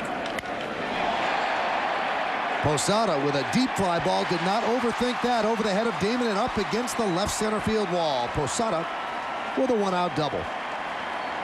You talk about hitters facing pitchers and vice versa. And I mean, if you look at this, Georgie drilled this ball into the left center field. Another pitch out and away. Didn't quite get to the corner. Good pitch to hit. But I think hitters, there's not too many hitters in the league that don't have some sort of weakness. And as a pitcher that's played with a hitter or a catcher especially, they know that weakness, and I think that they can attack that weakness more than a hitter knowing a pitcher. You saw that swing from the DirecTV view from above.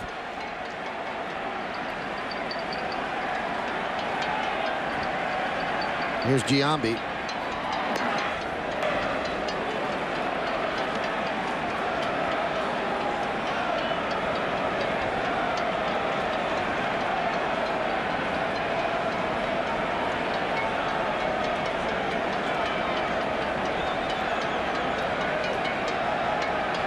Posada now 8 for 20 lifetime against Wells. Yankees' 10th hit tonight. And again, Giambi gets hit.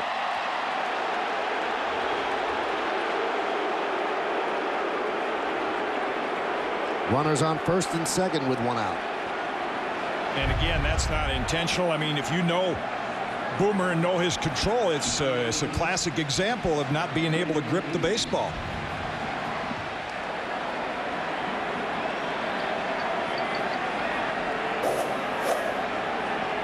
And you pitchers obviously allowed to blow on their hand, but boy, you just reach a point where all of a sudden those fingertips get numb and you can't grip the ball properly anymore. Dave Wallace, the pitching coach, having a talk with Wells. Hey fans, Yankee Stadium's gates now open 2 hours prior to weeknight games and weekday day games. Come out to the stadium early this season to enjoy the full New York Yankees experience. Take a walk through Yankees history by visiting the legendary Monument Park. Catch the Yankees taking batting practice and much more. Arrive early to avoid security delays, traffic, and large crowds. And boy, there's supposed to be a lot of large crowds this year at Yankee Stadium. Talked about Joe Girardi being a bench coach, and you think about with Posada on second base, what an influence he was on Jorge in the development of his career. And Joe did a very classy thing for me. I guess we're going back 4 or 5 years ago. I think Paul might remember the game when I mentioned a few of the details. Pitch to Williams is low. Andy Pettitte was pitching exceptionally well against the Angels. Rod Carew was their hitting coach, and all of a sudden in the 7th inning they broke through for about 6 hits. And Rod Carew had been up in the clubhouse watching the game on TV, and he came down and he said something to the hitters. They were picking up Pettitte's pitches. And Chili Davis was on the team. He came out to the bench and said that I was telling on television how Pettitte was tipping off his pitches. And so after the game, everybody was woofing about me, and the next day they actually asked me to come in and talk to Joe Torre about it. And when I went in, Joe kind of laughed. He said, "Hey, I looked at the tape." I didn't say anything about that. I just said it was obvious that the Angels had his pitches. And Joe was one of the ones that was quite critical about it. And before the start of the game, he called me down from the booth and he said, "I didn't want tonight's game to start without telling you. I said some things last night because I thought you were telling the opposition about Pettitte's pitches, and I knew you weren't, and I just wanted to apologize for that." That's Joe Girardi. Yep. The 2-1. Big breaking ball high in the count, 3-1. Blaine Neal was warming earlier, continuing to warm. Now he's joined by the left-hander Mike Myers. It's Kurt Schilling. He's on the DL, but got the loudest boo of anybody during the pregame introductions. He is scheduled to make his first start this year on April 13th. And a walk to Bernie Williams, and the Yankees have the bases loaded. Yeah, he's lost the feel for it. Well, Terry Francona has seen enough. He wants to stop it right here. He's going to signal for the left-hander Myers, and we'll see what kind of hand David Wells is going to get. I think you're getting a little bit of a preview. Listen up as Wells departs.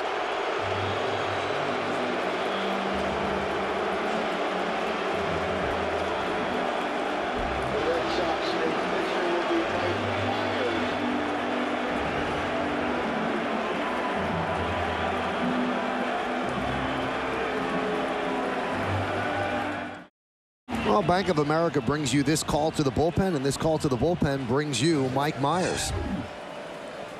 Myers, the left-hander, very tough on left-handed batters, will go up against Tony Womack with the bases loaded and 1 out. There's numbers in the 2004 season. Specialty lefty against lefty when you see this motion. Womack 1 for 9 lifetime against him. Tries to tie him up. The count 1-0. You hit off him at all, Paul? Yeah, I didn't like him. I can't imagine why not. One of these days, you're going to throw a guy out there I like to hit against. So far, we haven't been doing too well. Ground ball is short. Let's see if they get 2. There's 1. And there is 2. They double up the speedy Womack, so Myers comes on and gets the job done and gets out of trouble. That was a big 2 outs. Mike Myers was brought in to get. No runs to hit and 2 men left. We've played 5. It's 4-1 Yankees right here on Yes. We go to the 6th. Yankees lead 4-1. How'd they do it? Let's take a look at tonight's scoring summary brought to you by Bank of America. 1-4-0 Red Sox, 4-10-1 Yankees. Yankees 28 season openers against Boston. They hold a lead. Ortiz 1 for 2. Matsui 2 for 3. Wells is out of the game. Johnson 5 innings, 4 hits. He's walked 1 and struck out 5. And he throws the first pitch of the 6th inning, and it's a strike. So Manny Ramirez, David Ortiz, and Kevin Millar here as the Red Sox try to climb back from 4-1.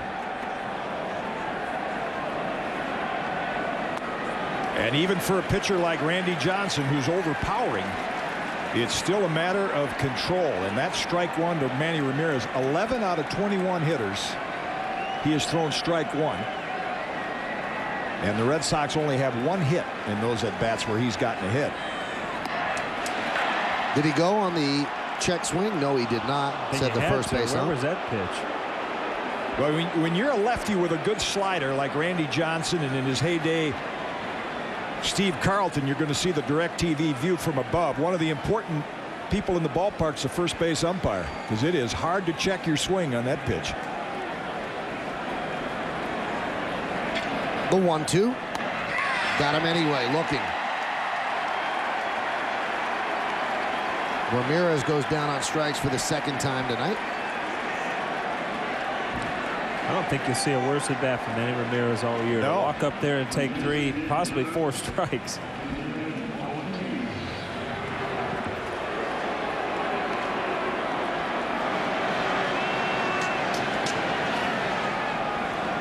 Here's David Ortiz, one of the 6 strikeouts for Randy Johnson. We talked before the game on the pregame about who does a dominant lefty like Randy Johnson remind me of the past years I've been following the game. First name comes to mind, of course, is Koufax. And what hitters always said with Sandy Koufax, they'd say, it seems like I just step in the box and the count is 0-2. Yeah. And that's part of Randy's success too. A lot of first pitch strikes. I mean, you can imagine, because like Paul said, from hitting against a guy with this kind of stuff, he gets you 0-2. Pretty well helpless, unless he just makes a blatant mistake. Tom Gordon beginning to loosen up. He was actually the 1997 Red Sox opening day starter. The 0-2 outside. Paul, is there a fear factor if you're a left-handed batter against Johnson? Well, I think that now that you look at it, sure there is, but I mean, as you're hitting, you can't hit and worry about where the ball is going at the same time. You have to put yourself in a position as a left-handed hitter where you close that front shoulder, and if that ball's behind you or somewhere where you lose it, you're going to get hit, but you have to know that going in there. Also, because of his height, does it feel like, you keep hearing batters say, it feels like he's on top of you, does it? Well, he was so tall that his release point was so different than everybody else's, and it actually, you have to open up your front shoulder to pick up the ball because he's way out in here releasing it. As soon as you open up that front shoulder to pick up the ball, then you've automatically bailed away from the plate, and that's what you don't want to do against a lefty. So it might not even be bailing because you're afraid, you're just bailing to see the ball. Yeah, you can't hit if you don't pick up the ball, so you have to actually open up, because most pitchers are releasing the ball in here. He can be way out in here with his height and his delivery.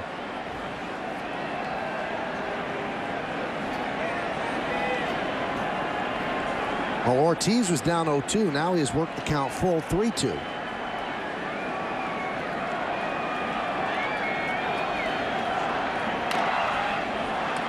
And he battles, but a ground ball is short. 2 away.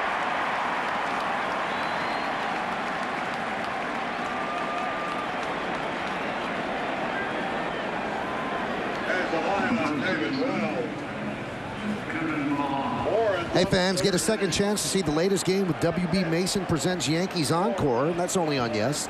Tune in every night or the next morning at 9 for the big hits and great plays another time around. This Tuesday and Wednesday, the Yankees face the Red Sox in the afternoon, and you can catch all the action again later each night with WB Mason presents Yankees Encore, and that's only on Yes. There's Kevin Millar, count 1-0. His teammates call him Red Light. And the reason they call him Red Light, if there's a red light on a camera, he's in front of it.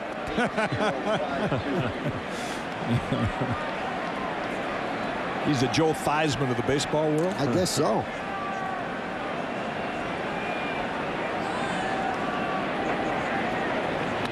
You were like that when you played, Paul. You loved doing interviews. The only time I saw a red light was when I was getting ready to tear something up. Every time I'd look up, that thing was right in my face.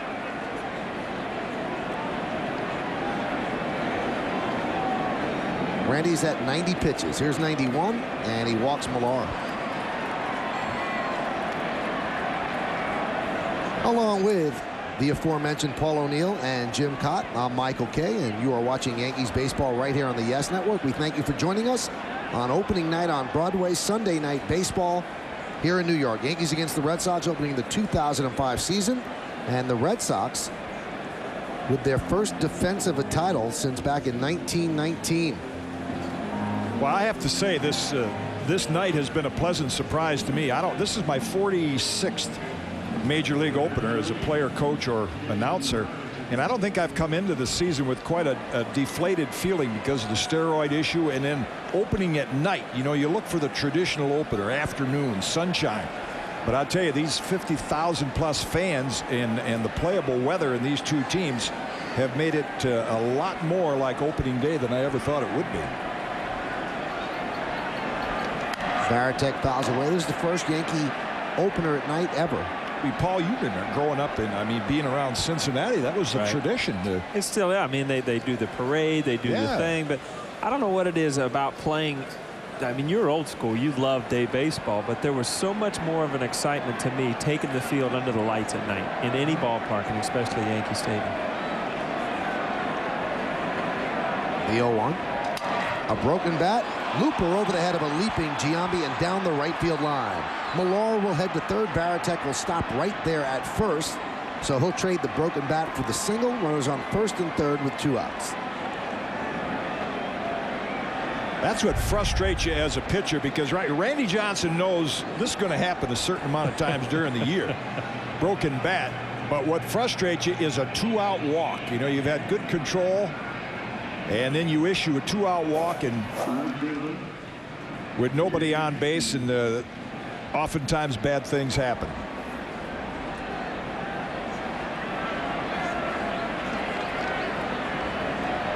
Randy's at 93 pitches, and the most he threw in spring training was on Tuesday, 98, so obviously he can increase that just a bit. And the pitch to Payton is low.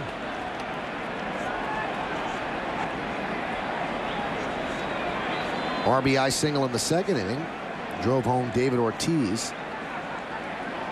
And that's the Red Sox only run. Looking for more here in the 6th.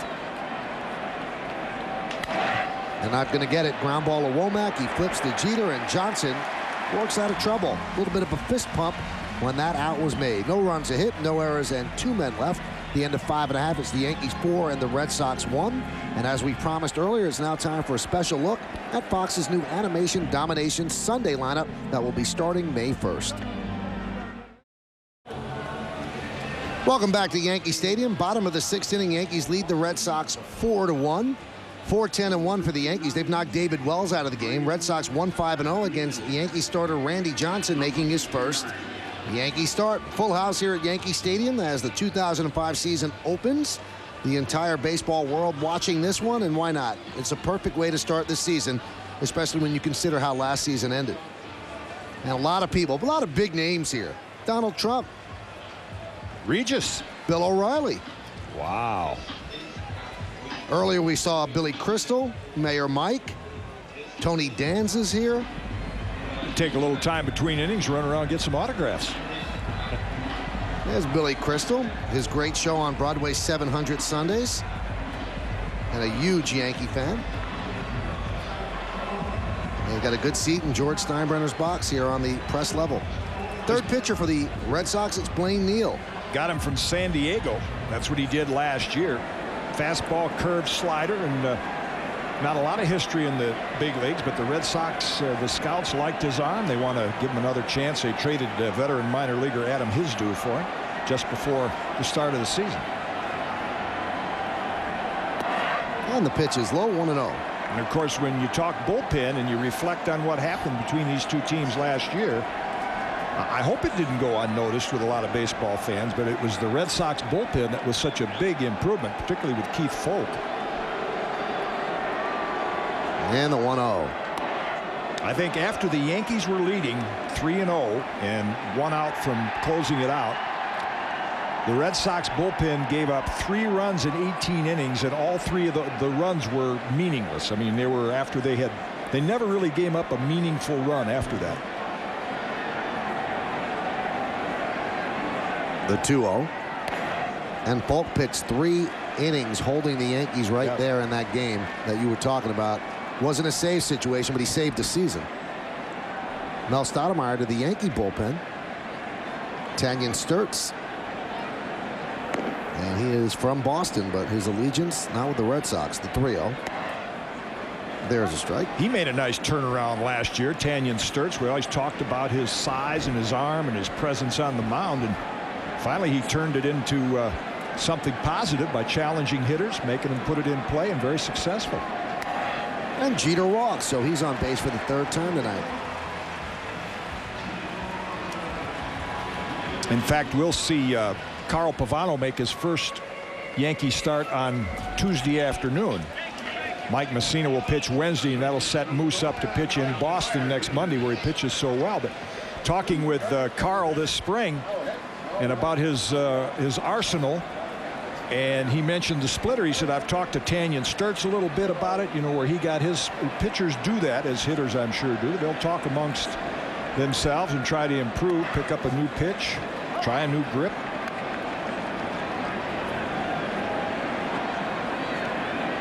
Alex Rodriguez was the target of most of the Red Sox over the winter. They really hammered him, and at the beginning of spring training, it was a constant barrage. But Rodriguez and the rest of the Yankees did not answer back. Jeter going. The throw to second is not in time. Stolen base for Jeter.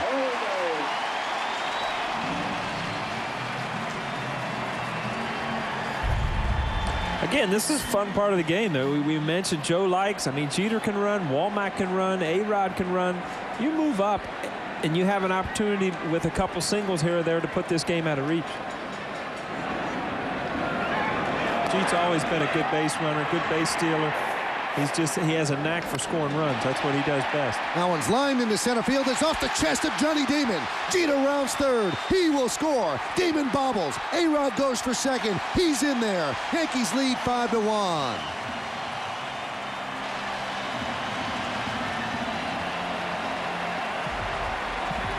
Again, we go back to everybody wanting to get off to a good start. Last year, the only knock on A-Rod was, you know, he didn't drive in runs when he should. Well, Jeter steals a base, first pitch after that, base hit, drive in a run.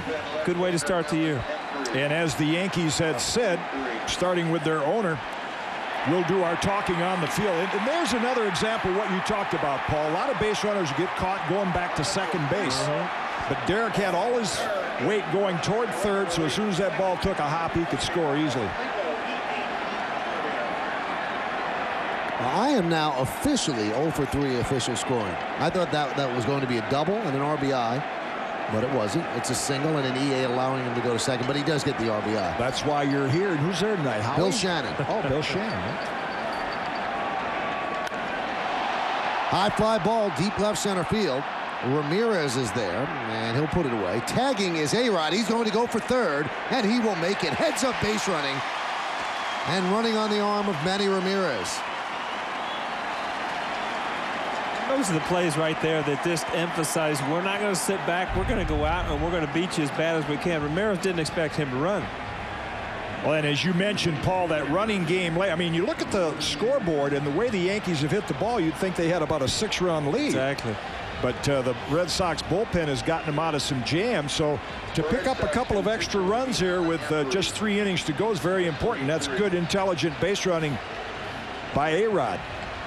That's right. You tag up on that ball really not knowing how if you're going to go or not. But you go through the motions. As soon as you take that first step off the bag, then you see how the outfielder's played himself and you make an immediate thing to third base. Red Sox go to the bullpen again. They bring in their 4th pitcher, left-hander Alan Embry. He'll go up against Sierra. Stay right here.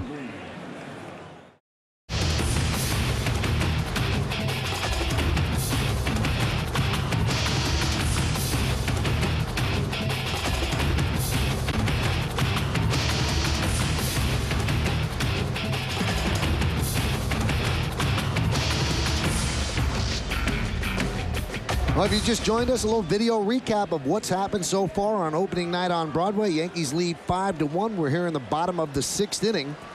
And the Yankees are threatening again. And Alan Embry will come on with a runner on third base and 1 out. See what Embry did last year. And he will face Ruben Sierra with the infield in for the Red Sox and runner on third base. Line drive down the left field line. It is a fair ball into the corner. A-Rod will score. Ruben Sierra will go for second. He's got himself an RBI double, and the Yankees lead 6-1.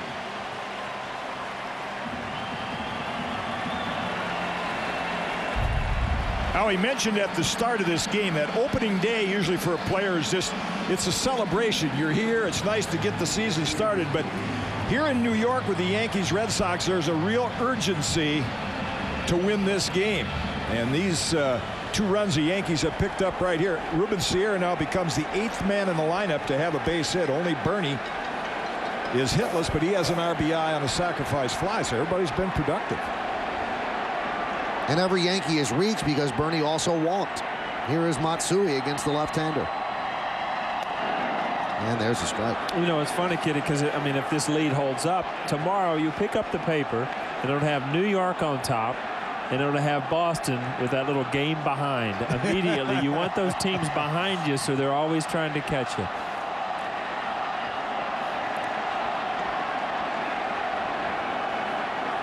The 0-1. And the count 1-1.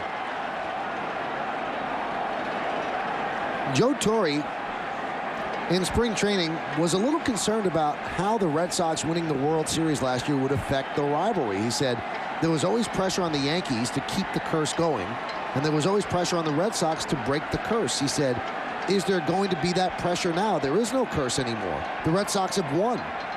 So will it take something away? He said, I'll be watching closely to see if it's affected at all.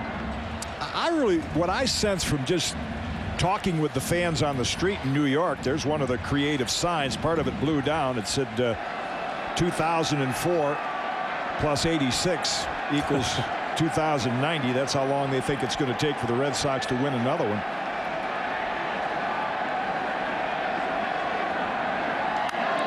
High pop-up foul, out of play. But in the past, when there were big games, the Yankee fans just, well, you know, big deal. The Red Sox are there. They almost had a rather cavalier approach to it. But now I sense this year there was a lot of, hey, you think Johnson can beat the Red Sox? Do you think the Yankees got what they need to finally, not finally, but to beat the Red Sox? So from a fan standpoint, I think there's yep, the Empire Strikes Back. Very clever.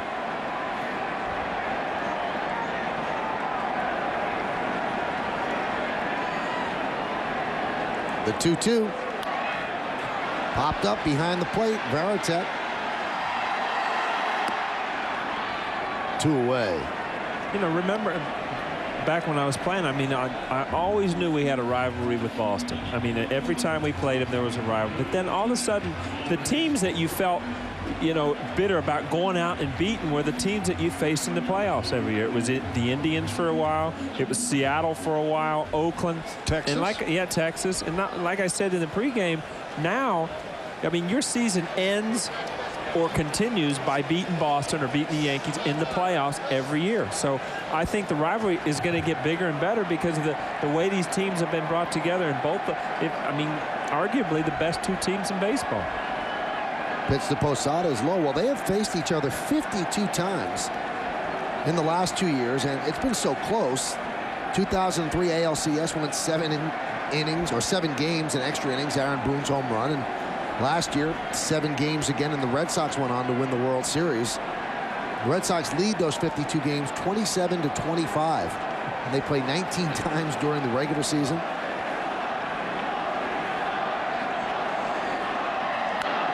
I know they throw these, somebody throws these teams into a computer, and that's how you come out with the scheduling. The thing that would really make it better, and I guess it's impossible to do, is instead of these home and home where you play the Red Sox 6 times in the first 9 days, is if you spread it out so you had a series a month. They're going to play 6 series this year. If there was one every month, I think it would add even more drama to it. Right. And these two teams are going to finish the season at Fenway Park. So if it's a close race, that should be a beautiful series. The 1-1. You can imagine back in the days when there were 8-team leagues, the Giants and the Dodgers, for example, would face each other 22 times a season. I mean, you play home, you take another series, and you go there. So you're playing a team 6 times in 9 days usually, home and away. And you end up facing the same pitchers over and over. You might miss their 4th and 5th starter. I agree 100% with you, Kitty. Spread the series out, 3 here, 3 there, and then you get a true meaning of trying to beat a team by playing them head-to-head. Last year, same thing. The team started out with a lot of games against each other, and the Red Sox did very, very well, winning 6 of the first 7. The Yankees rebounded to win the American League East. And the Red Sox really had a rally just to get themselves the wild card spot.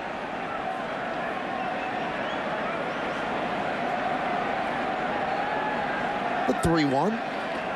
It's low, so Posada works a walk, and that'll bring up Giambi.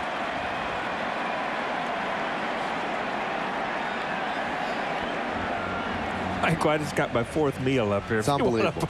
It's unbelievable to see somebody this kind of shape eating. We got to hang a sign up here that says O'Neill's Deli. Could you imagine on the hooks there, like one of the Arthur Avenue delis with the chickens and the roasts and all that stuff hanging from the window? I mean, why don't we just eliminate the middleman, get your George Foreman grill, and cook up here during the game? Here's Giambi, 1st and 2nd, 2 outs. Yankees 6 and the Red Sox 1. Sierra's at 2nd. Posada is at 1st. Lefty against lefty. Giambi 1 for 1 and was hit by a pitch twice. Outside, 1-0. Yankee batting coach Don Mattingly has worked extensively with Giambi during spring training. And Joe Torre said Giambi has done so much more than I thought he was going to be able to do this early. He has really been impressed by the way Giambi has bounced back from an awful season last year, and also the scandal of the Balco situation.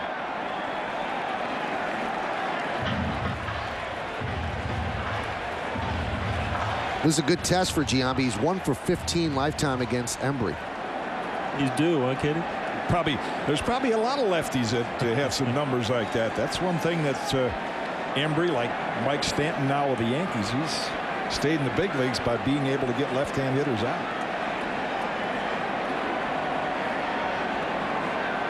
The 2-0.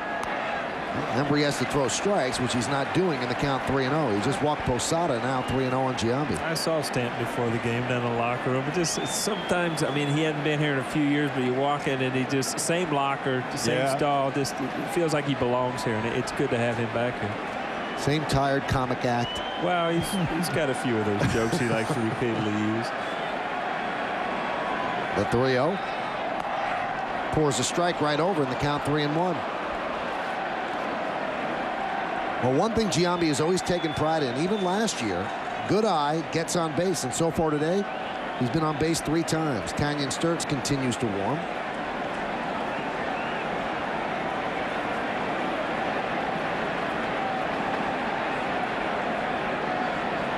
And the pitch. He serves it the other way, coming on Ramirez. He's there and he makes the play, but a nice piece of hitting by Jason Giambi. Yankees get 2 more runs, 2 hits, 2 walks, no errors, and 2 men left. Let's go to the 7th. 6-1 Yanks. Well, moments ago, Tino Martinez introduced to the crowd coming in to replace Giambi defensively, and he got a huge ovation.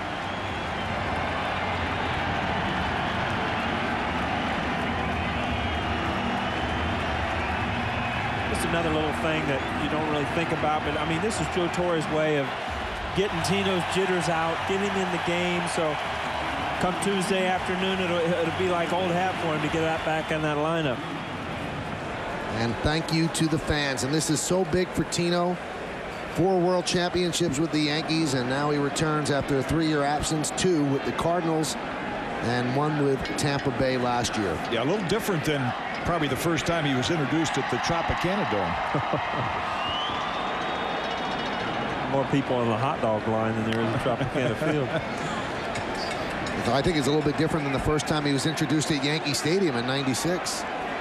A year ago in Japan, the 3 first basemen, the last 3 first basemen for the Yankees, Mattingly, Tino, and Giambi.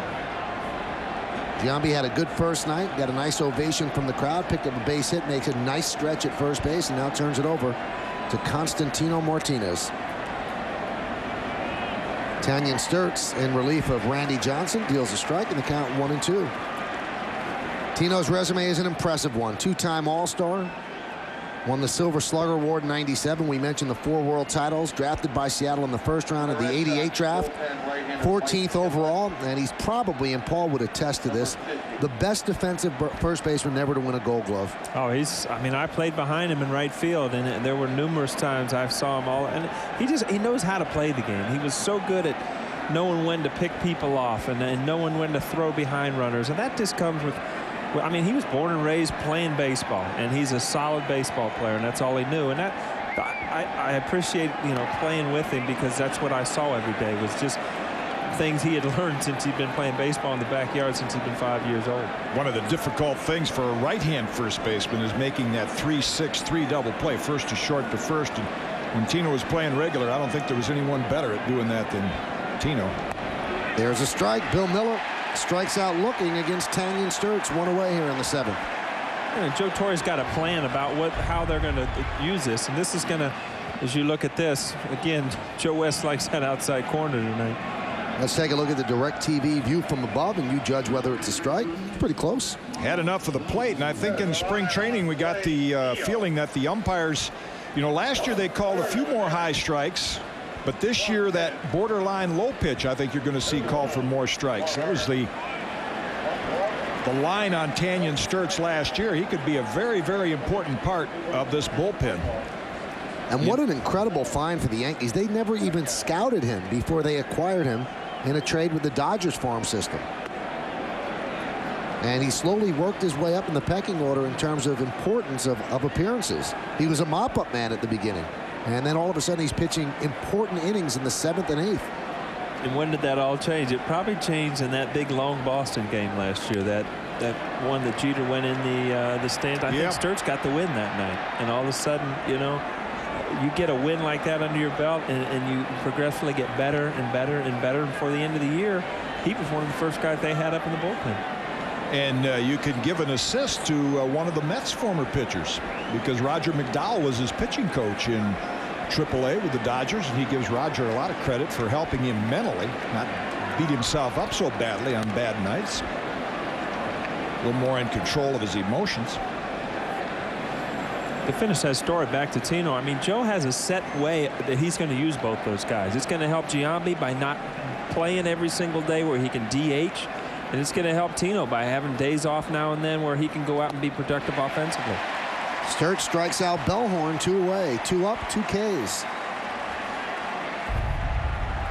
Looked like a splitter. No, it wasn't. It was a good moving fastball.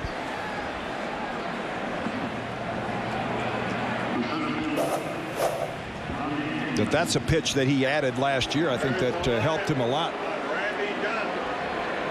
The splitter. There's Johnny Damon. And the pitch is low. Along with Paul O'Neill and Jim Cott, I'm Michael Kay, and you're watching Yankees baseball right here on the Yes Network. We thank you for joining us on this Sunday evening. Yankees lead 6-1 in the 7th. Oh, a diving play by Tino. He flips the skirts. Welcome back to the Bronx.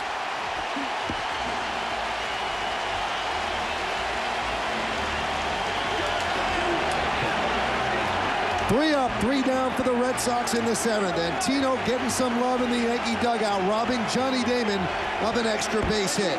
At the end of 6.5, get up and stretch. Yankees 6 and the Red Sox 1. And as you relive Tino's great defensive play, sit back and enjoy the voice of Yankee Stadium, Mr. Bob Shepard in his 55th year. Behind home plate, and welcome Decca Universal Classics recording artist Ronan Tynan. In honor of the servicemen and women stationed around the globe, Dr. Tynan will now sing God Bless America. While the storm clouds gather far across the sea, let us swear allegiance to a land that's free. Let us all be grateful for a land so fair, as we raise our voices in a solemn prayer. God bless America, land that I love. Stand beside her and guide her through the night with a light from above, from the mountains to the prairies, to the oceans, white with foam. God bless America, my home sweet. God bless America, my home sweet.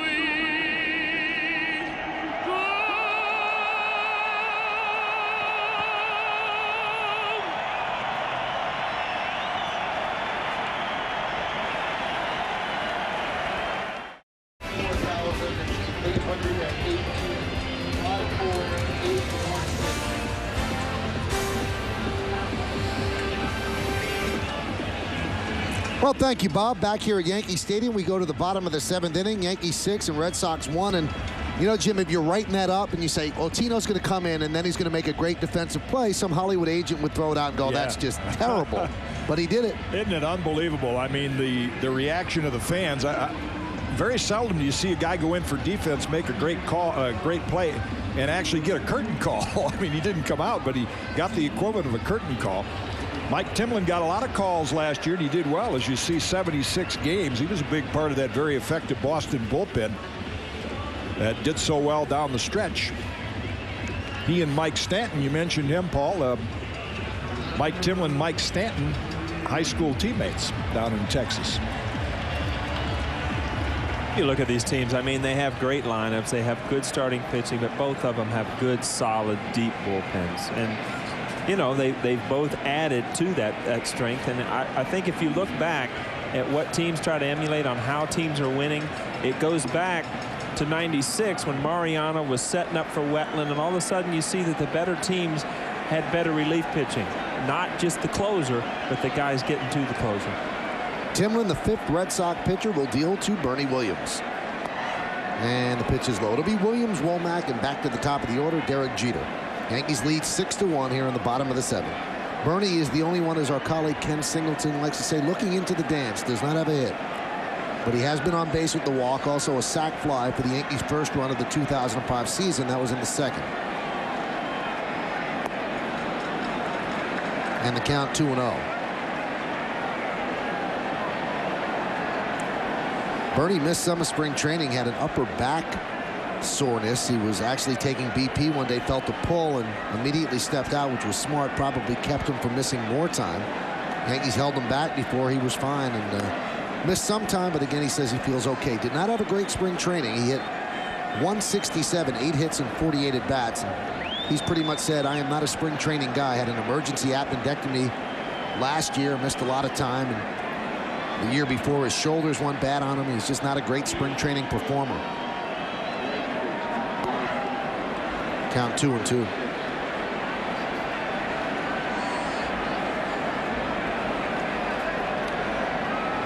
Of the Yankees starting lineup, only Ruben Sierra had less at bats than Bernie Williams in spring training. Ruben had 32, Bernie 48, and Ruben was out with a pulled muscle in his side.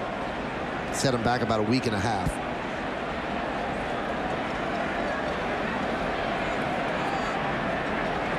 The 2-2. Bernie goes down on strikes, 1 away. You know, New York Yankees baseball on Yes is brought to you in part by Levitra. Learn how to get free Levitra. Vardenafil HCl with Levitra Match. Call 1-866-4-LEVITRA or visit levitramatch.com.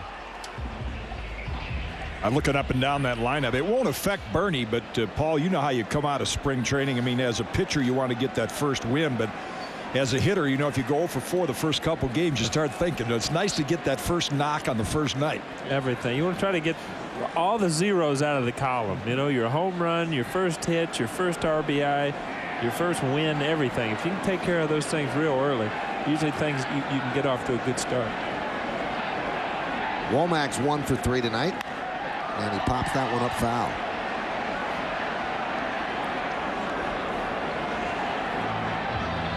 We got the Cardinal double play combination playing here in Yankee Stadium. Womack for the Yankees, Renteria for the Red Sox. That was the Cardinal double play combo last year.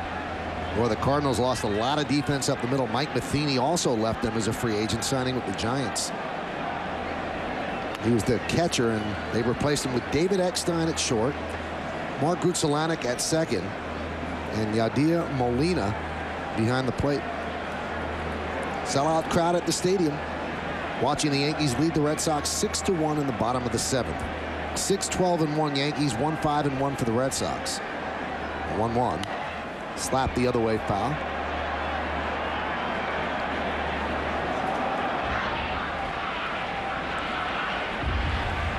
Terry Francona had a great first year as the Boston manager, came under a lot of fire in the middle of the season when the Red Sox were stumbling.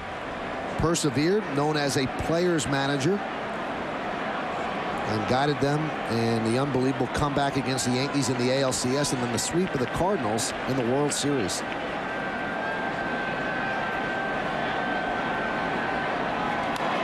About as down as the Red Sox team was that July 1st game last year when Nomar Garciaparra did not start. Derek made the famous dive into the stands, and even talking with Terry before that game, boy, he's a pretty positive guy, but it was kind of tough at that time to handle some of the things that were going on, but he stayed out of the way and they turned it around.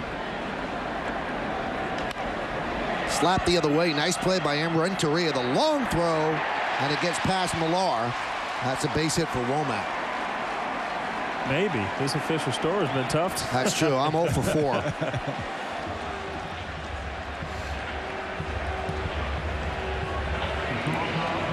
So Womack reaches. You know, you mentioned the July 1st game, and they do score a base hit. Let's take a look at what Derek Jeter did in that game.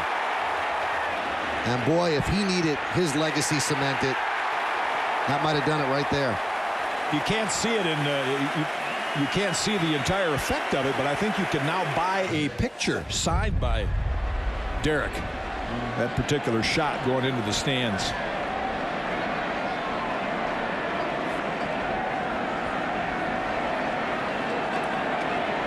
They should get him to sign that seat that he ran into. Yeah. Pitch is loaded. Jeter in the count 1-0. Derek tonight is 2 for 3. Walk, stolen base, 2 runs scored.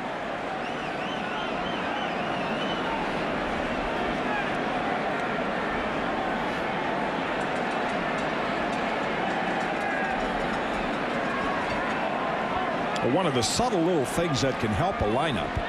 A lot is made of who the leadoff hitter is. Sometimes the leadoff hitter will only lead off once a game, but you saw that at bat of Tony Womack. He's the kind of guy that's going to slap the ball, hit a lot of foul balls. Probably take the pitchers into some deep counts. Runner goes, and there'll be no throw. The ball goes up the tip of Varitek's glove, and that's what they want out of Womack, his first stolen base of the year.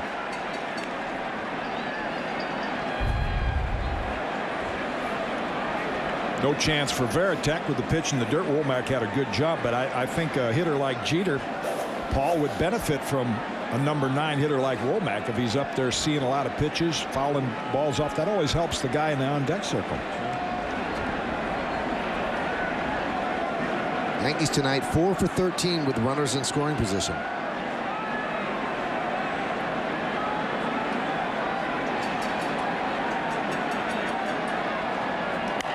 Well, Mother Nature has cooperated for most of the night. Now it's starting to rain just a bit here at the stadium. You could feel a blast of cold air as well. You felt that too? Yes.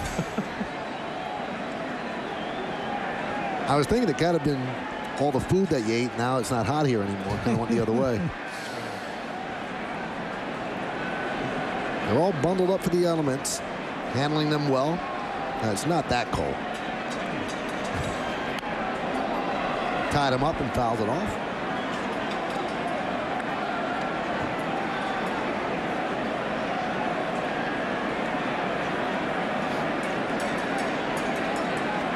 Wow.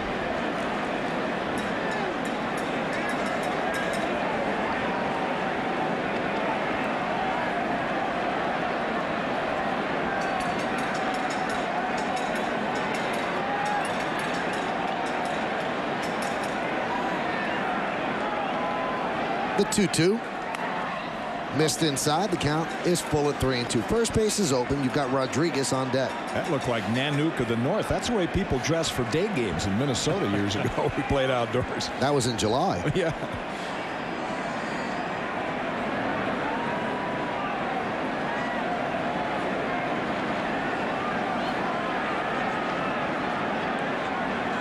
The 3-2 to Jeter. Grounded to third. Bill Miller. 2 away.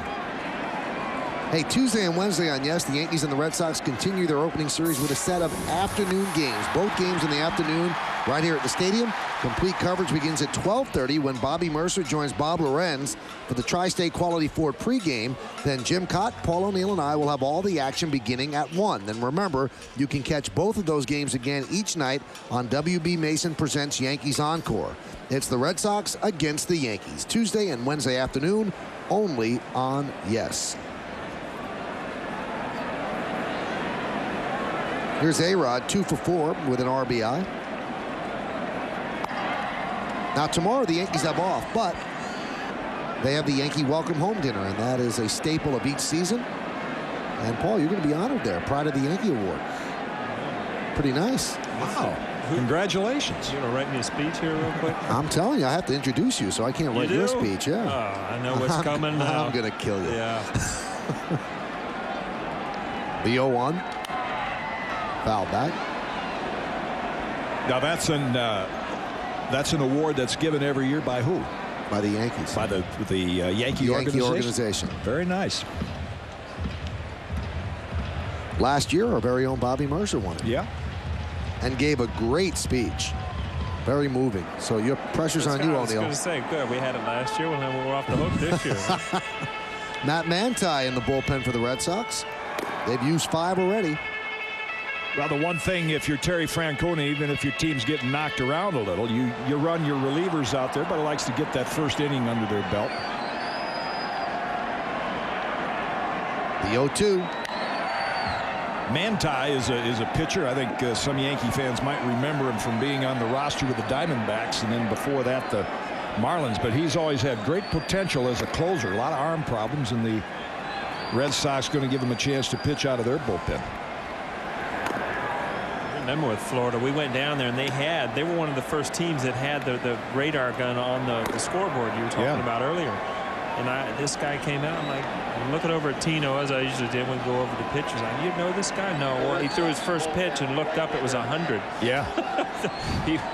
we met him real quick. The 0-2 missed outside, and the count 1-2.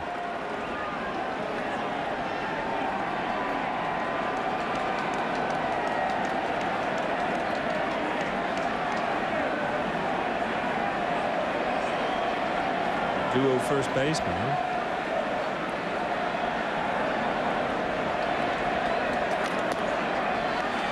Giambi used to always talk to Tino when the Yankees played the Cardinals the year before last, and then last year with Tampa Bay, and they'd be at first base, and Giambi goes, "When are you coming back? We want you here." And it worked out. Yeah. Tino had opportunities to play elsewhere, but really wanted to come back here, signed a one-year deal. The 2-2. So A-Rod has worked the count full. Gary Sheffield's on deck. Womack's at second. A-Rod at the plate with 2 outs. Yankees lead 6-1. We're in the bottom of the 7th.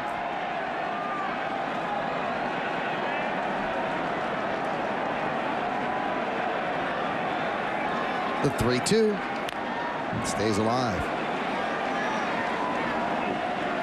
Got a shot of Mike Messina there, who's going to start on Tuesday, and he was commenting about Pavano starting Tuesday. Messina's going to start on Wednesday, which would set him up for the first game against the Red Sox at Fenway. And Messina said, we play 19 times here, but you just get the feeling we'll play 26 times. Yeah, you might be right. They have the last 2 years. The 3-2 popped up right side. Jay Payton's there, and he'll put it away for the final out of the inning. So Timlin works in and out of trouble. No run to hit, no errors, and 1 man left. We go to the 8th inning at the stadium. It's the Yankees 6 and the Red Sox 1. We go to the 8th inning. Rain picking up here at Yankee Stadium, and we see the Yankees leading 6-1. And Tanyan Sturtz on the mound to start his 2nd inning. Randy Johnson started for the Yankees, went 6 impressive innings, gave up just 1 run. And he's in line to pick up the victory. Here's Renteria. Couldn't have gone better for Randy Johnson. And, opening day, you say, well, this guy's a veteran. What has he made? 13 opening day starts. And Paul mentioned it before that I don't care how many opening days you've been in as a big league player. You get nervous, and in Randy Johnson's case, there was a lot more heat on him than your average opening day start, because we've been talking during the game how in a lot of cities opening day is a celebration. It's the start of spring. You're looking for the sun to come out, and baseball season starts, and if your team wins, that's a bonus. But there's a lot of urgency here.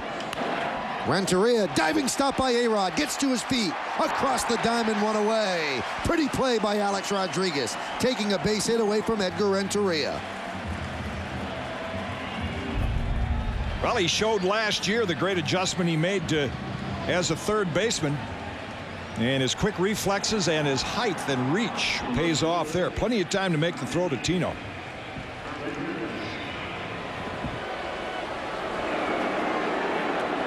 Kitty, early on the broadcast, you mentioned, offensively, it might not be what you expected, and he had the big adjustment. I don't know if you could ever imagine that A-Rod, in the time that he's been to third base, could become as good defensively as he has. Yeah. I mean, it's a total change of position from shortstop to third base, and he's, arguably one of the better third basemen defensively in the game. It's an example of how much more athletic the players are today. I mean, you take a guy like Alex and even Derek at his size. Years ago, these guys would be playing the corner outfield. They wouldn't be agile enough to play shortstop.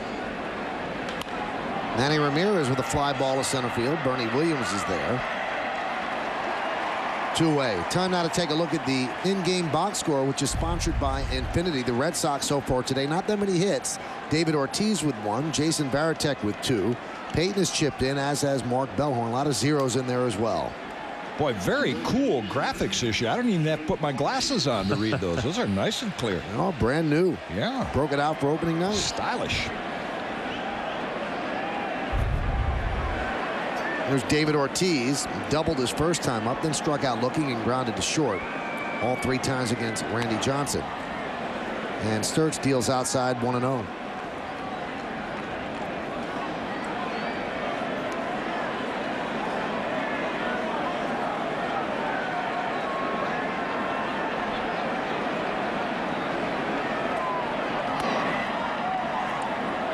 Ortiz lost one of his closest friends on the Red Sox when Pedro Martinez signed with the Mets. You see Tom Gordon getting ready in the Yankee bullpen. And Ortiz, about a week before Martinez decided to go, said he is not going to the Mets. I guarantee it. He did. Popped up left side, giving a look is A-Rod. He'll run out of room. Well, speaking of the Mets, and of course, our good friend and ex-Yankee Willie Randolph will make his managerial debut tomorrow. He's probably watching tonight's game, not on our telecast, but it's nationally telecast on ESPN. Had a chance to go up to Met camp a couple times this year. Willie very enthused, and he's got that team thinking right, at least to start the season. And we wish him well. The 2-1 outside. He said that he was a little worried that all of the things that he demanded, everybody said, oh, he's going to bring this Yankee stuff over here, you know. And he said, it's not Yankee stuff, it's just playing the game right. What's bad about Yankee stuff when you win a World Series? I haven't figured that part out. One of the things he really ran into, which was somewhat problematic, he did not want music blaring in the clubhouse. He said the players had to wear headsets. And Mike Cameron and Pedro Martinez both tried to sway Willie and said, you know, you need rhythm to be a baseball team. And Willie said, you know, last time I checked, I think you can get rhythm through headphones. Yeah. That was the most ridiculous protest I could never understand. I mean, that was the first thing Whitey Herzog did when he took over the Cardinals. He said, I don't like to hear my kids' music. I don't care what you play, but get a headset. Listen to your own stuff. Ortiz swings and misses. An impressive 2-inning performance by Tanyan Sturts. 6 up, 6 down, and 3 strikeouts. Also helped a brilliant defensive play by Alex Rodriguez to the glove side. And Sturts has to like it. When you're a pitcher, yeah, that's one less pitch I have to throw. Starting to rain heavy here at Yankee Stadium, but warm yourself up right now with a look at the Yankees in-game box score, sponsored by Infinity, and a lot of hits there. The only one looking into the party is Bernie Williams, who's 0 for 3. 2 hits for Jeter, A-Rod, Matsui, Posada, and Tony Womack in his first game as a Yankee. And Jason Giambi hit by a pitch twice, also picked up a single his first time up, so got a nice ovation from the Yankee crowd. So far, so good for the Yankees as we head to the bottom of the 8th inning, and the Yanks lead 6-1 over Boston. New pitcher for the Red Sox, Matt Manti, the 6th pitcher the Red Sox have used. David Wells started, and he'll face Gary Sheffield.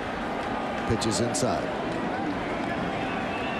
As Paul mentioned, Manti was with the Marlins, also the Diamondbacks, and the Red Sox taking a chance that they could find it, that he could be healthy, because he used to have a great arm. See his numbers last year with the Diamondbacks. And that was a 96-mile-an-hour fastball, so he still throws hard, but does he know where it's going? He's got a good pitching coach, sometimes getting over there, a little newer information. Dave Wallace has been around a long time. He's been around a lot of great pitchers. Sometimes a suggestion or two might be what Manti needs to get back on track. And Sheffield's worked to count 3-0. Sheffield was teammates with Manti with the Marlins, so he knows him, watching him from the field.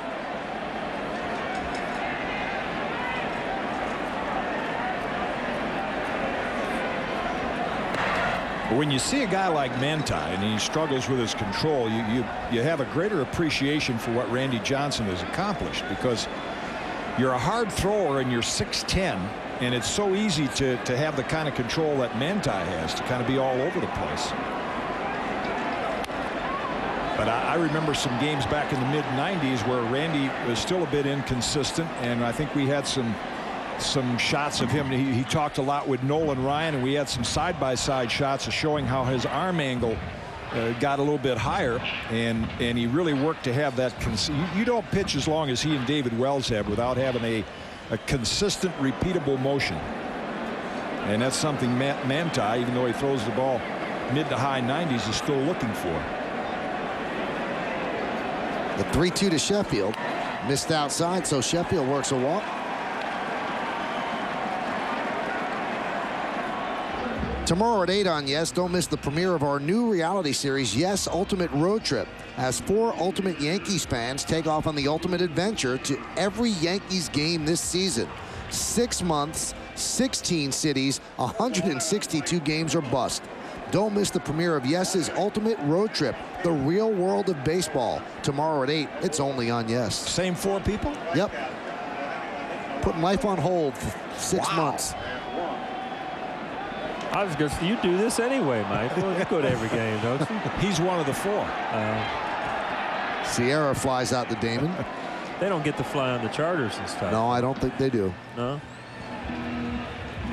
Pretty cool way to spend your baseball season, though. Pack a thing of golf clubs, you play every city. With a pretty good life, you can get it, huh?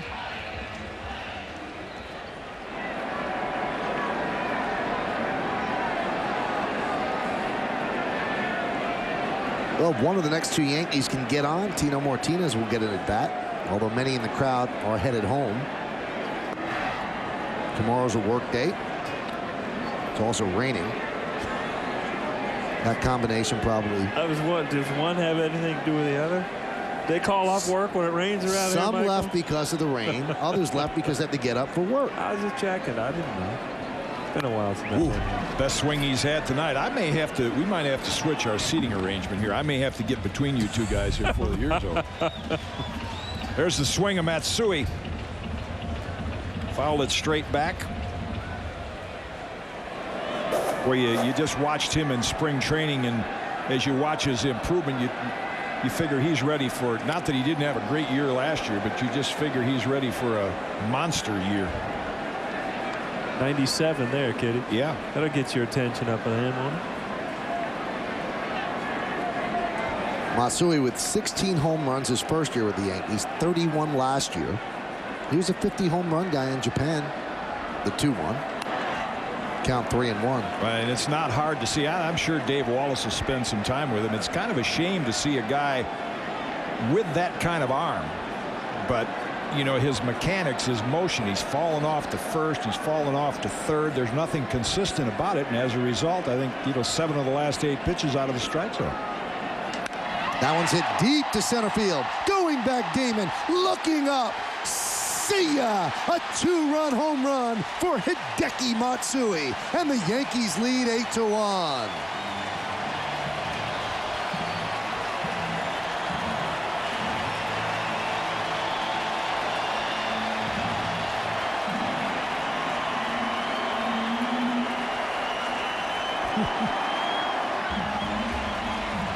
Kind of likes opening day here, doesn't he? I was going to say there, a lot of people are expecting a huge year out of him, and what a way to start it off.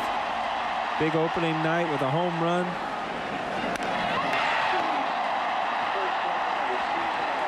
Three hits tonight, 3 RBIs, 3 runs scored in his 3rd year with the Yanks.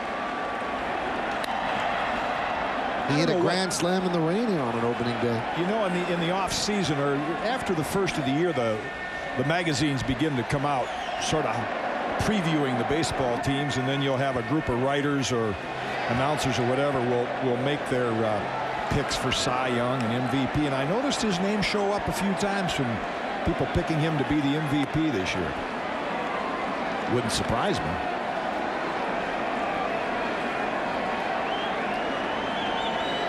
Well, he's that rare breed of ball player. He's on the final year of his contract, and he's in no hurry to sign a new one, and not because he wants more money at the end. He just said, hey, I made a 3-year commitment, and I'll play out the 3 years, and then I'll negotiate then. It's all a part of honor. 3 years means 3 years. You brought up the honor. I wonder if it is different over in Japan. I mean, if they don't sign extensions in the middle of the year and players don't demand certain things. I mean, you play your contract out and then you go to the table after the season. I've never understood how, I would assume management just gives into it, why you sign extensions during the year anyway. I mean, why you get forced to.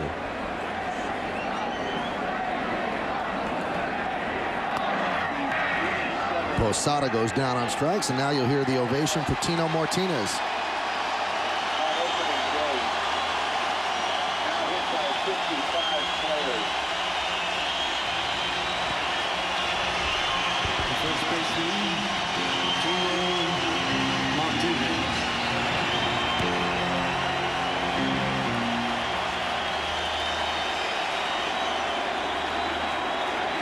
It is a veritable love fest here at the stadium for Tino Martinez.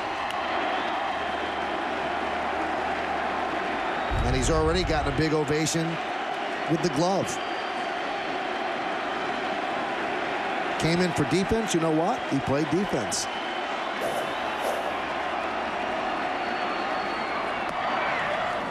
And at this level, the game is so much more mental, and believe it or not, when you get that kind of an ovation from fans and that kind of reception, and you see the determination in his eye, I actually think it can help you pick up a few miles an hour of bat speed.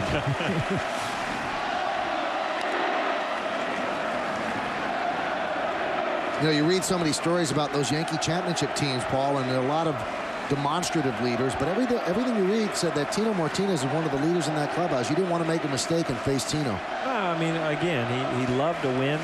He loved to go about going out and beating people day in and day out, and that's his personality. And the count 2-2 now on Tino.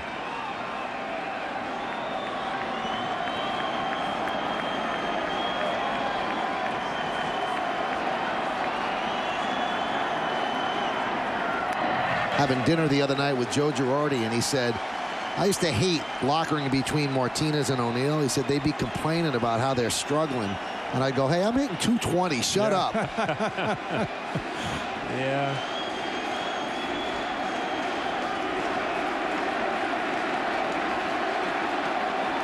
The 3-2. He walked. And he gets an ovation for a walk. And even Giambi likes it.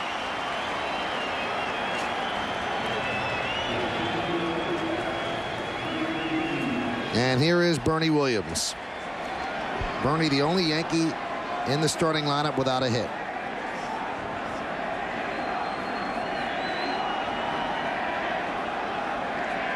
Does have a walk and does have an RBI and a sac fly. 8-1, Yankees lead the Red Sox. We're in the bottom of the 8th. And there's a strike.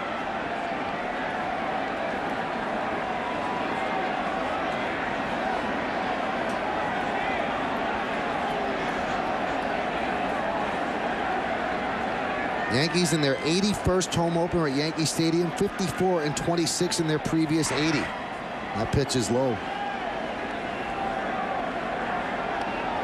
Joe Torre 4-5 in openers.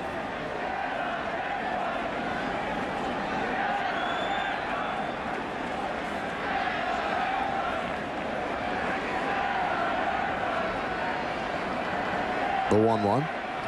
This is the 103rd season opener for the Yankee organization, dating back to 1903. The previous 102, 58, 43, and 1. One. We had a tie, huh? I guess so.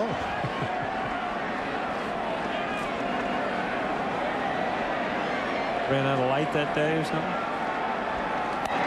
Swing and a miss. And pretty rare to see left-handers battle each other on opening day. I mean, it's happened a couple times with where the Red Sox have started. Mel, you know, started a lot of opening days for the Yankees. He hooked up with guys like Gary Peters.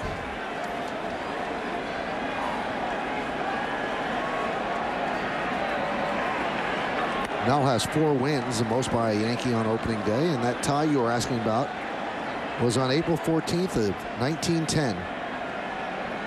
14 innings, and I guess they ran out of light. Ran out of pitchers. Yeah. A 4-4 game.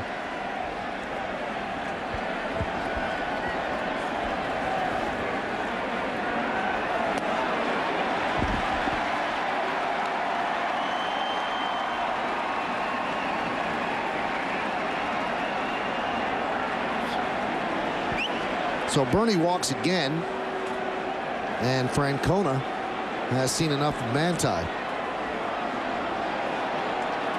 Hey, fans, get a second chance to see the latest game with WB Mason Presents Yankees Encore, only on Yes. Tune in every night or the next morning at 9 for the big hits and great plays another time around. This Tuesday and Wednesday, the Yankees face the Red Sox in the afternoon, and you can catch all the action again later each night with WB Mason Presents Yankees Encore, only on Yes. Another pitching change for the Red Sox. We'll step aside for just a moment. Come on back. 8-1 Yanks. Hey, out-of-market Yankee fans, watch live Yankees games right on your computer. All you have to do is sign up for MLB.tv now, exclusively at Yankees.com. MLB.tv means live baseball. You got live baseball right here at the stadium. We're in the bottom of the 8th inning, and the Red Sox go to their 7th pitcher. Wells, Myers, Neal, Embry, Timlin, Manti, and now John Halama, kid from Brooklyn. 4th left-hander. That's what he did last year with Tampa Bay. The Yankees saw him. You probably hit against him when he was a starter for the Mariners, Paul. Yeah, a lot. Lou used to use him a lot against us, just to throw a left-hander in their rotation. It'll be lefty against lefty as they bring in the left-hander to face Womack. He's one of those crafty lefties. Bubba Crosby pinch running for Bernie Williams will take over in center. Means he doesn't throw hard. Doesn't throw hard, has a lot of different movement on the ball, big motion, and then just doesn't get the ball up there that far. I found that out my second year when I was like 22. They already said crafty left-hander. That means you just don't throw hard. You know what I never understood? How come there are never crafty righties? They're not smart enough. That's right.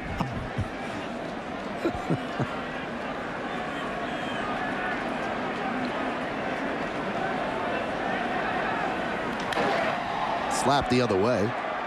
You also get a lot zany lefties, but you don't get zany righties. No. Got a chance to spend a lot of time this winter. There's the look at Halama's motion. And oftentimes lefty against lefty, that can be as much of a weapon as your stuff. Got a chance to visit a lot with Whitey Ford this winter down in Florida. And now there's a case of a crafty left-hander, a cunning left-hander. You could put a lot of adjectives along with the way he could pitch. Hot grounder up the middle, snared there by Renteria. The high throw not in time. Crosby's in, and the Yankees have the bases loaded. Boy, that's a nice play by Renteria to get there, but he couldn't get the throw off. Hat trick for Tony Womack. 3rd hit of the night. There's the play. Lost his footing briefly. Just a little backhand flip caused Bellhorn to jump, and that allowed Bubba Crosby to slide in and get Derek Jeter one of those bases loaded at bats. So our graphics people can go to work. You get back to Whitey Ford and his craftiness, and one day we were in spring training, and I remember Reggie had just got in town, and Reggie wants to talk about his home runs and everything. And Whitey Ford said, Reggie, you'd be one of those guys, I'd give you a little single once in a while just to keep you in the lineup if I needed an out. It's just laughed and laughed. Pitch from Halama's outside. Derek has good success against Halama, 10 for 22 with a home run, but Derek has never ever hit a grand slam. He's had 130 chances coming up with the bases loaded, the active leader without a grand slam. Jason Varitek is second. Well, he's got it all set. The stage is set if he wants to hit one over the wall. Not this time. Grounded back to Halama and through his legs. Everybody's safe. Yankees lead 9-1. That was like a bad goal in hockey. Wow.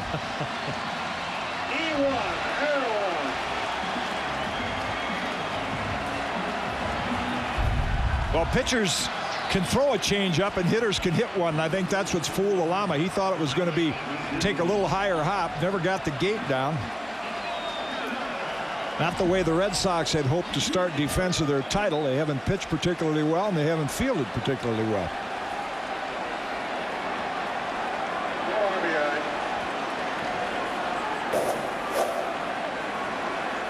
Now here's A-Rod. He is 5 for 10 lifetime against Talama, 3 home runs.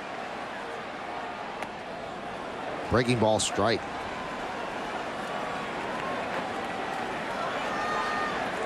A-Rod has 10 grand slams and a .299 average with the bases loaded.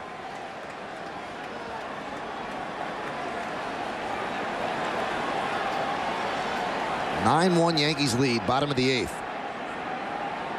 The 0-1. 1-1. Ventura retired, so we've got to have a new active leader. Wasn't he at like 17 or 18 or something? Ventura. I'm sure it won't take you long, Michael. You'll whip up the name here soon. I was going to say Palmeiro. I don't know. Who's the active leader with grand slams? I know he has a lot. I'm not quite sure if he's at the top. Grounded softly to third. Miller, bare hands, fires. Just got him. Just nabbed A-Rod for the final out of the inning. But the Yankees score 3 more runs, and they lead 9-1, and a big tour de force night for Hideki Matsui. He takes a 2-run home run away, and then he hits a 2-run home run. 9-1 Yankees. We head to the ninth. Last licks for the Red Sox. They have to make up an 8-run deficit. Yankees lead 9-1. On opening night on Broadway, Tom Gordon, the 3rd Yankee pitcher, will try to close it out. They'll face Kevin Millar. Pitch is low.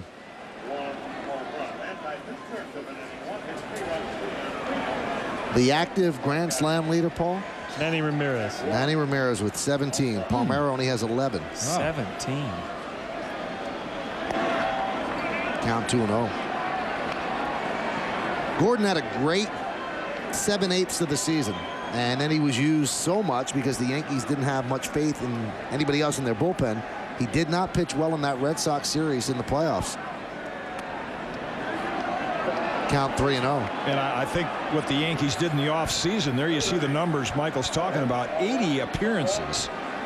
Well over a strikeout an inning. So you know when he does come in, those kind of strikeout totals tells you that he doesn't get a lot of one-pitch outs. He's got to work hitters over a bit. But that's where Tanyan Sturtzer did a great job tonight. And then the addition of Mike Stanton can lighten that load a little bit.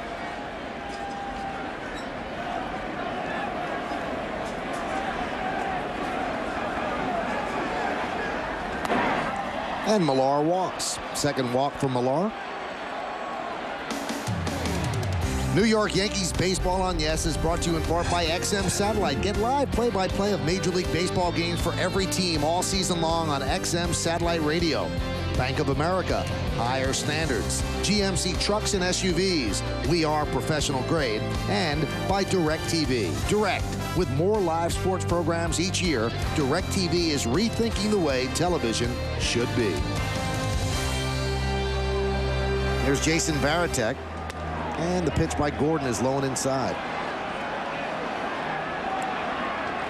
You know, if you get any kind of starting pitching the way you expect the Yankees to do, Joe's going to have a tough time, because if you look at his bullpen, Gordon, Quantrell, Stanton, guys like that need a lot of work. They want to pitch a lot, and all of a sudden you're going to have to start. Joe's always been real good at having a game plan on who he wants into the 6th, 7th, 8th, 9th inning, and you're going to have to sort these guys out this year.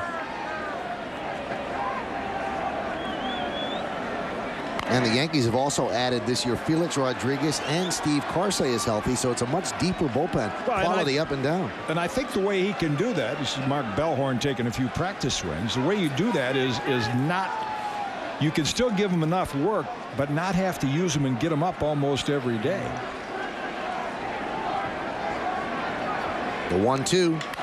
Driven deep to right field. That's going to be trouble, and it is up against the wall. Sheffield plays the carom. He will hold Varitek to a single as Millar heads to third. So the Red Sox with runners on the corners and no one out. Varitek with 3 hits tonight as Paul Quantrill begins to warm. Like a flat breaking ball slider. Right there for Varitek to pull, and that's what he does. Hit it so hard he only got a single. Off the wall.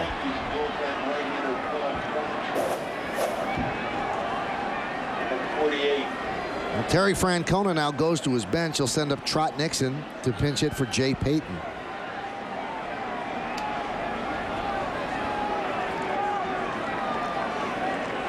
Nixon's one of the Red Sox who had some very harsh words to say about Alex Rodriguez. Didn't like a comment that A-Rod had made in a story where Bob Clappish followed A-Rod through a workout, and A-Rod said, you know, I'm out working out when the other 700 guys in baseball are taking their kids to school. Trot Nixon took offense to that, called A-Rod a clown, but again, the Yankees did not answer back any of the barbs. They said they would do their talking on the field. So far tonight, they've done just that.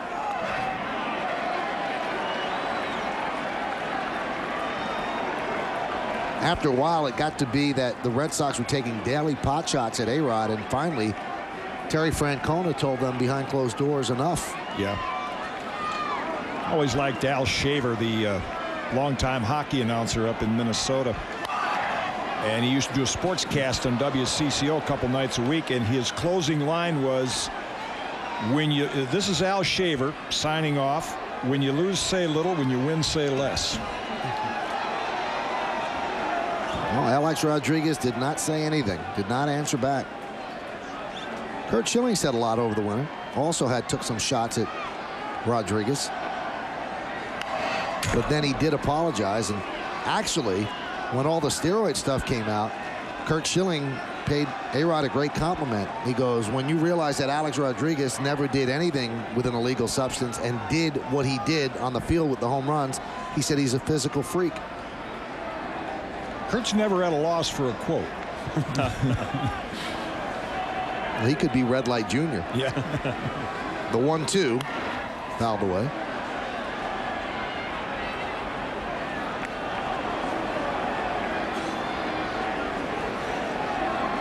I think sometimes from a fan standpoint, and I guess from a marketing standpoint, all that adds to the spice of the rivalry. I mean, I think one of the things in my early years that we always respected about the Yankees winning was, you know, you never even saw the handshakes in the middle of the diamond. You know, they'd just win, they'd walk off the field and see you tomorrow. That one is driven to center field. Bubba Crosby is there. Millar will tag, he'll score. So a sac fly for Nixon.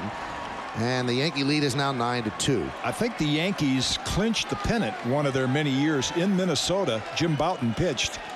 And after the last out, the team didn't even go on the field. They just went in the clubhouse and shook.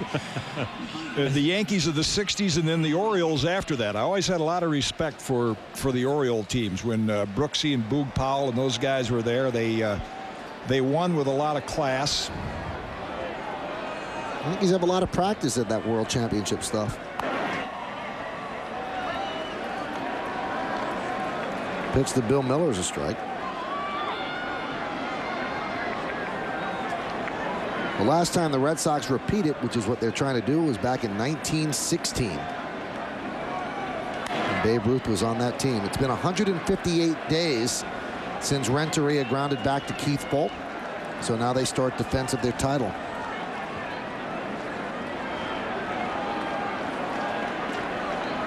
Defending champs are 58-41 on opening day. It looks like the Red Sox are going to make it 58-42.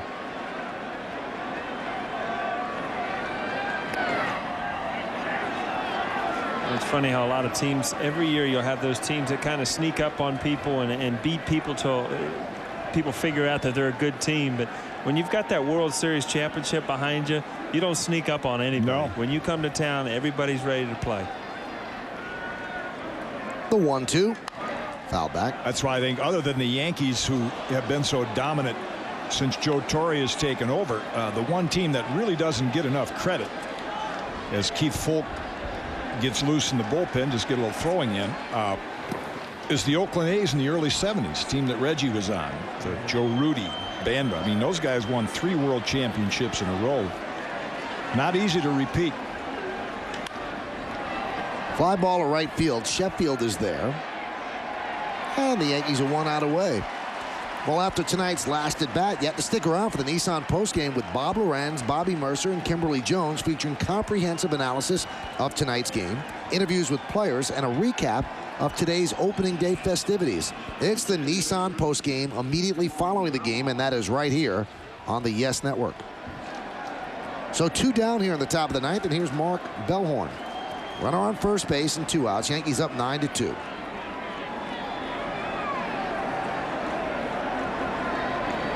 Runner goes. That'll be defensive indifference as Varitek takes second. Well, the Yankees could not have asked for a better performance as a team. I mean, you get Johnson to go 6 innings and look sharp. Just about everybody in the lineup produces offensively. Got a great play at first by Tino. Giambi made a couple. Alex Rodriguez at third. So, and how about Matsui? Great catch, home run. Couldn't draw it up any better for an opening day game.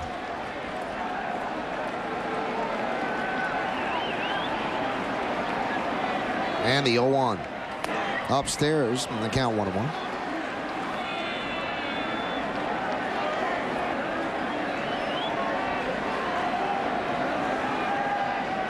(9-15-1) for the Yankees and 2-6-2 for the Boston Red Sox.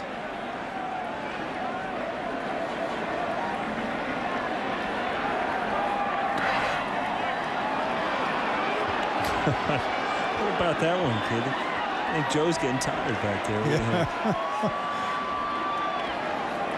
Along with Jim Cott, Paul O'Neill, I'm Michael Kay. And you're watching Yankees baseball opening night right here on Yes. We thank you for joining us on this Sunday evening. Yankees 1 strike away from an opening day victory. What's left of the crowd, a sellout crowd, begins to stand.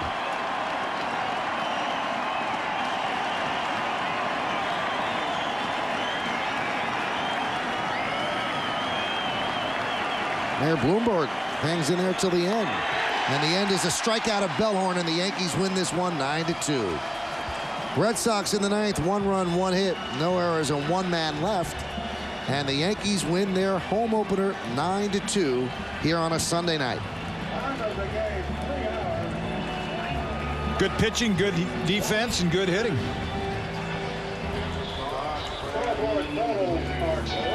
And Bellhorn goes down on strikes, and as Kitty and Paul mentioned before, you can't draw this one out any better. Randy Johnson picks up his 247th win, now 6-2 on an opening day. Hideki Matsui continues to have a flair for the dramatic, opening up the 2005 season in a big way. Tino Martinez returns to the Bronx with a brilliant defensive play in the 7th inning, also added a walk. It goes on, and when you win 9-2, there are a lot of highlights and a lot of things to talk about.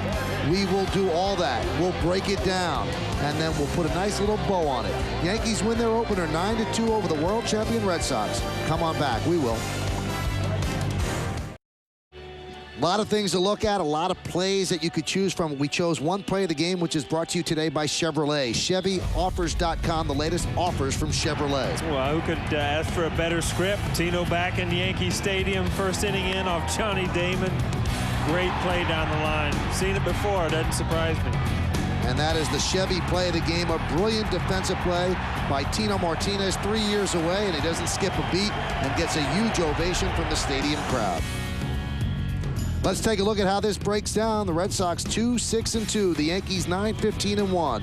Randy Johnson gets the win. David Wells the lost time of the game, an unmanageable 3-19. Derek Jeter breaks in nice, 2 for 5, a walk and 2 runs scored. Matsui brilliant, 3 for 5, a home run, 3 runs batted in, and he scored 3 runs and made a great defensive play as well. We've got plenty more. You've stayed up this late. Stay where you are. We'll tell you the player of the game and everything you need to know coming up next.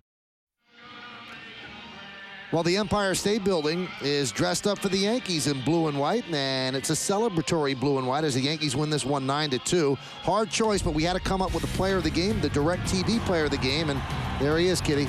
Randy Johnson, 41 years young, could not have asked for a more successful debut as a member of the Yankees. Walked 2, struck out 6, picks up his 247th career win.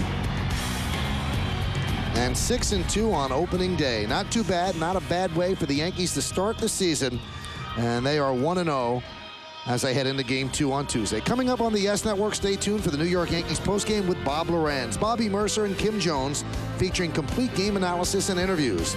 The senior producer of the Yes Network, and tonight's game produced by Kevin Smolin, directed by John Moore. The supervising producer, Woody Fryman, and the executive producer of the Yes Network is Mr. John Filippelli. Please join us again Tuesday for Yankees baseball as the Bombers take on the Red Sox right here at Yankee Stadium. Now, coverage will begin at 12:30 right here on the Yes Network with the New York Yankees pregame show. For more on the Yes Network, you have to go out and buy a computer, turn it on, and then simply log on to yesnetwork.com. Once again, the final score in the opener. Opening night on Broadway, the New York Yankees 9 and the Boston Red Sox 2. We'll be back with some final thoughts, but now we head back to Bob Lorenz, who is standing by in our studios. Hi, Joe. As opening nights go, could you have drawn this one up any better? No. I mean, Randy was dominant. He gave up the one run and then pretty much shut them down. And, we hit a lot more than I thought we would. These nights are so much in favor of the pitcher, more so than the hitter, but I thought we were very aggressive with the bats tonight. And Johnson didn't have ideal conditions. It was a little cold. It deteriorated as the game went on. He seemed to find a groove even in that weather. I'll tell you one thing I've noticed with Randy in the short time he's been here is when he gets himself in that zone, I don't think he knows what the temperature is, what time it is, what inning it is, whatever. He just knows he's supposed to pitch. And he was like a machine tonight. He went out there, kicked himself the one time where he walked Millar on 4 pitches, but he bounced right back. How about Matsui? Not only does he take away the 2-run homer from Millar, but then gives one of his own later in the game. Can you say much more about the way he's been playing this spring? Kim, he's such a complete player, and you have to watch him on a day-in, day-out basis to really appreciate what he does for a ball club. That was big. The 2-run homer taken back, it didn't swing the momentum, and it was, that, and then, of course, the put-him-away 2-run homer. But even before that, he had battled a great at-bat for the first base hit, and then he got another base hit in the key situation. So, Matsui had a great spring, and he's carried it over here, and even though the weather was a little different. You alluded to how many hits you had and how well you hit the ball, but to get this kind of balanced production this early in a season, is that at all unusual? Everyone reached first, almost everyone had a hit. Well, there were a lot of at-bats that were really quality tonight, and I know Don Mattingly preaches that a lot. Bernie Williams' sacrifice fly, which was important. Jason, the base hit the first time up, and just a lot of good things happened tonight. Even when we didn't score runners from third with less than 2 out, both balls were hit on the button. When Sheffield hit a ball hard, and then Womack, the only way they could have gotten a double play was when he hit the ball hard right at Renneria. Finally, Joe, I have to ask you about your first baseman. Jason gets the standing O to start the game and comes through with a single, and then they obviously love Tino here. How was that for you to see, just the emotions that went into that, and specifically with helping Jason? Do you think a game and a reception like that helps him? Well, you know what? I can't even say I'm proud of the New York fans because I expected it. I mean, they're so good at helping somebody up, and of course, you have to go out there and bust your tail for him, which Jason's going to do. And it was just, I know it had to make him feel good.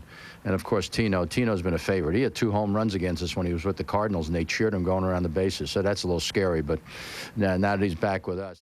Robbing that home run from Millar, do you have a sense when you make a catch like that how big a play it is in a game like this?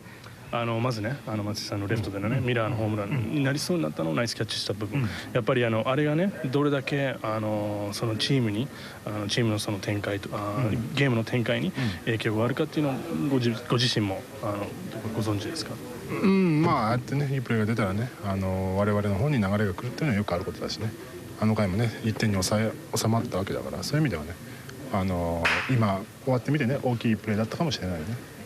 Yeah, I mean, making plays like that, perhaps helps the team, in terms of making a run and so forth. So just looking back after the game was over, we kept them down to 1 run. So it may have been a turning point too. What do you think it says about your team that you could come out this strong this early against the Red Sox? これだけね、もう開幕戦からね、レッドソックスというチームに対してね、こういった形で勝てたということはね、どう感じますか？いや、もちろんそれはね、去年のチャンピオンチームだしね、こうやって勝てたことは嬉しいけど、まだね、1試合それだけだから、またもうね、明後日からの試合にもうね、フォーカスした方がいいと思う。Well, certainly, I mean, they're the defending champions, and it's good to start off like this and get a win from them. But it's just first game. So, just have to, going on from today, just make sure we just maintain our the contributions from everyone. Everyone seemed to hit well. You had a few. Is it good to have this kind of balance this early in a season? Well, this is what you want to do. We played well. We swung the bats, played great defense. We pitched well. Bullpen did a good job. You want everything to come together, and it was perfect timing because it's opening day, and we wanted to play well, and we did it. How about the crowd tonight? In not so great weather, they showed up, of course, and they gave, especially to Jason Giambi and Tino Martinez, some really big ovations. Does the New York crowd ever surprise you? Not at all. They don't forget. They never forget. Tino was here a long time ago, and they remember all the big games he had for us. And Jason, they're here to support him. They supported him throughout spring training, and I think the fans understand he's a part of this team, so they're there to cheer him on. What would it mean to you to get off to a good start this season, a really strong start like you did tonight, if you can carry that through? Yeah, like I did last year, to a good start. It doesn't matter. Everyone wants to get off to a good start. I don't even want to say it and jinx myself, but you just take it one day at a time. As long as we win, there's plenty of ways you can help the team. How big was it to come out and have this kind of performance? Not only you at the plate, but the whole team hit so well tonight. Well, it was good to come off the gate well. We've been swinging the bats very well in Tampa, and it's good to come out here and swing the bat well and have Randy get in deep into the game. For Randy Johnson's first night in pinstripes, did you sense any of the excitement? Was it exciting to have him out there on the mound, and especially when he settled into that groove? Opening day is always exciting, and to have Randy out there to kind of start off our new year, it was a great sign for us. How do you feel at the plate? You've said you're more comfortable this season. You certainly looked it. Was tonight a good first outing for you? It was okay. I felt pretty good. I've been feeling pretty good now for about 2 or 3 weeks in Tampa and kind of chopping at the bit to get started. And tonight was a good start for me and for the team. The Red Sox, as you know, of course, did some chirping in the spring and even yesterday. Any conversations out there tonight? More yesterday? I wasn't aware of that. Again, they're the world champs, and we're just trying to do our best. Bat and get a chance, and left my ball in the inner half of the plate, and got a base hit through the hole, so I couldn't ask for any better start. How about you and Tino? Sort of that first base combo. You were both fan favorites tonight. You both had nice outings. Did you two talk about that at all in the dugout? We've been having a ball since he's been over here, since spring training. So it's been a lot of fun for us. And like I said, I couldn't have got any better. I got a hit tonight. Tino made a great defensive play. And we're going to have fun this year, definitely. When you also combine the Matsui catch, the performance by Randy Johnson, could this have been a better opening night for the Yankees? I don't think you could have asked for a better one, definitely. This team's got a lot of guys that can play the game. And it was a lot of fun, taking good at-bats, guys hitting the ball hard. And it definitely showed tonight. Matsui's catch, does that give momentum to a team when he robs someone of a 2-run homer like that? Oh, definitely, right from the get-go. Especially, I think that changed the whole game. Especially off Randy getting a big 2-run homer. That would have been big for that team, and for him to make that great defensive play. But he's always been great out there. So I think it definitely turned the momentum of the game, no doubt about it.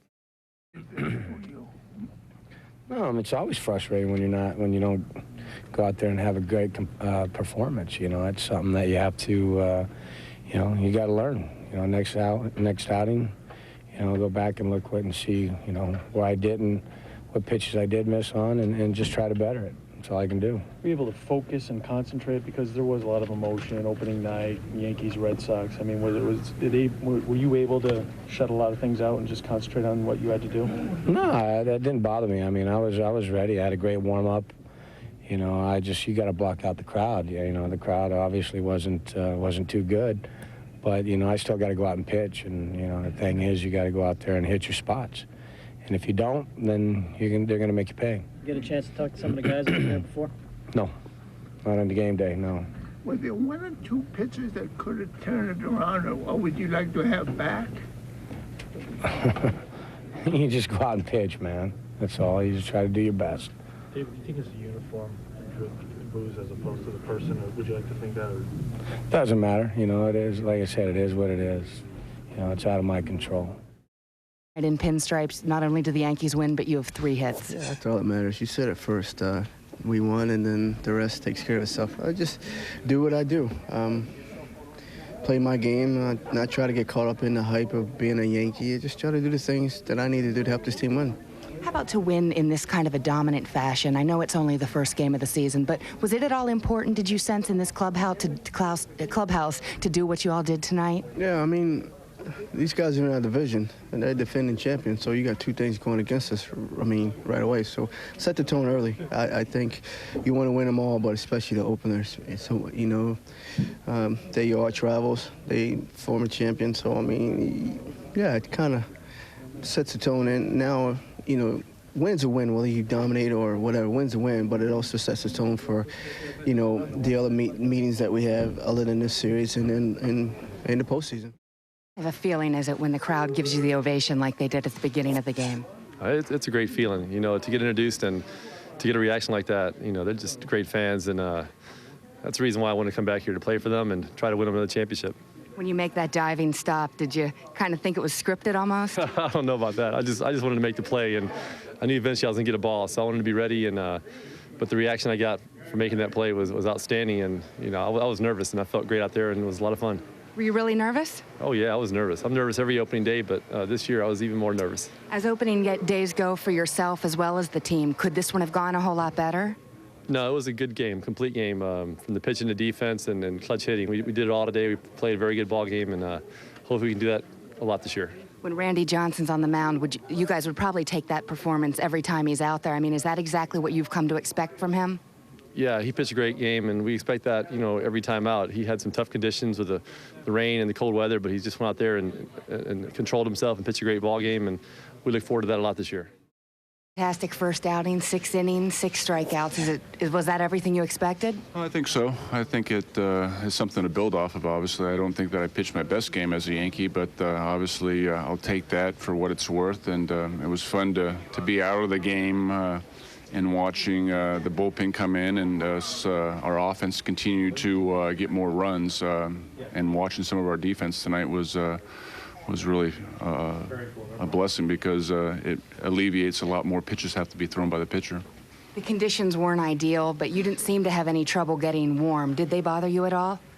The weather didn't bother me at all. All I kept hearing about was, you know, am I going to be able to pitch in cold weather, because I've been in Arizona, and you know, quite frankly, being a pitcher, I think it's the one position of all the positions out there that the person's probably going to be the warmest because you're the active one out there. And so, you know, I've pitched in cold weather before, and I anticipate I'll probably pitch a few more starts in cold weather. But you know, I'm assuming that as my pitching gets a little bit better, so will the weather. How did it feel to get a little run support for a change? Well, it was exciting. You know, giving up the first run of the game, you know, I wasn't too pleased about that, but I know that I can get better as the season goes on, and I'll look forward to doing that. The expectations are so great, and you joked with us last week that you're not going to go undefeated, but is there any relief to get this one out of the way, get the W in the books, and sort of move on? Well, I think there's a lot of relief. Obviously, being down in spring training for 6 weeks down there, and there being a lot of hype to be the opening day starter, being with the Yankees, being at Yankee Stadium, and being against the Boston Red Sox, it was kind of nice, if you will, to set the tone, I guess. And obviously, they're a very good hitting team, and I made some pitches when I had to, but I also realized that if I don't make those pitches, this game could have been completely different without the defense that we had as well. Finally, Randy, you had said previously that you don't get wrapped up in this rivalry because you hadn't been a part of it. Do you have a better feel for what this rivalry is like now, or maybe not quite yet? Well, maybe not quite yet, but I can sense that. You know, we played today at Yankee Stadium with the Yankee fans, and you know, I'll get a better feel for it when we go to Boston and we see the Boston fans.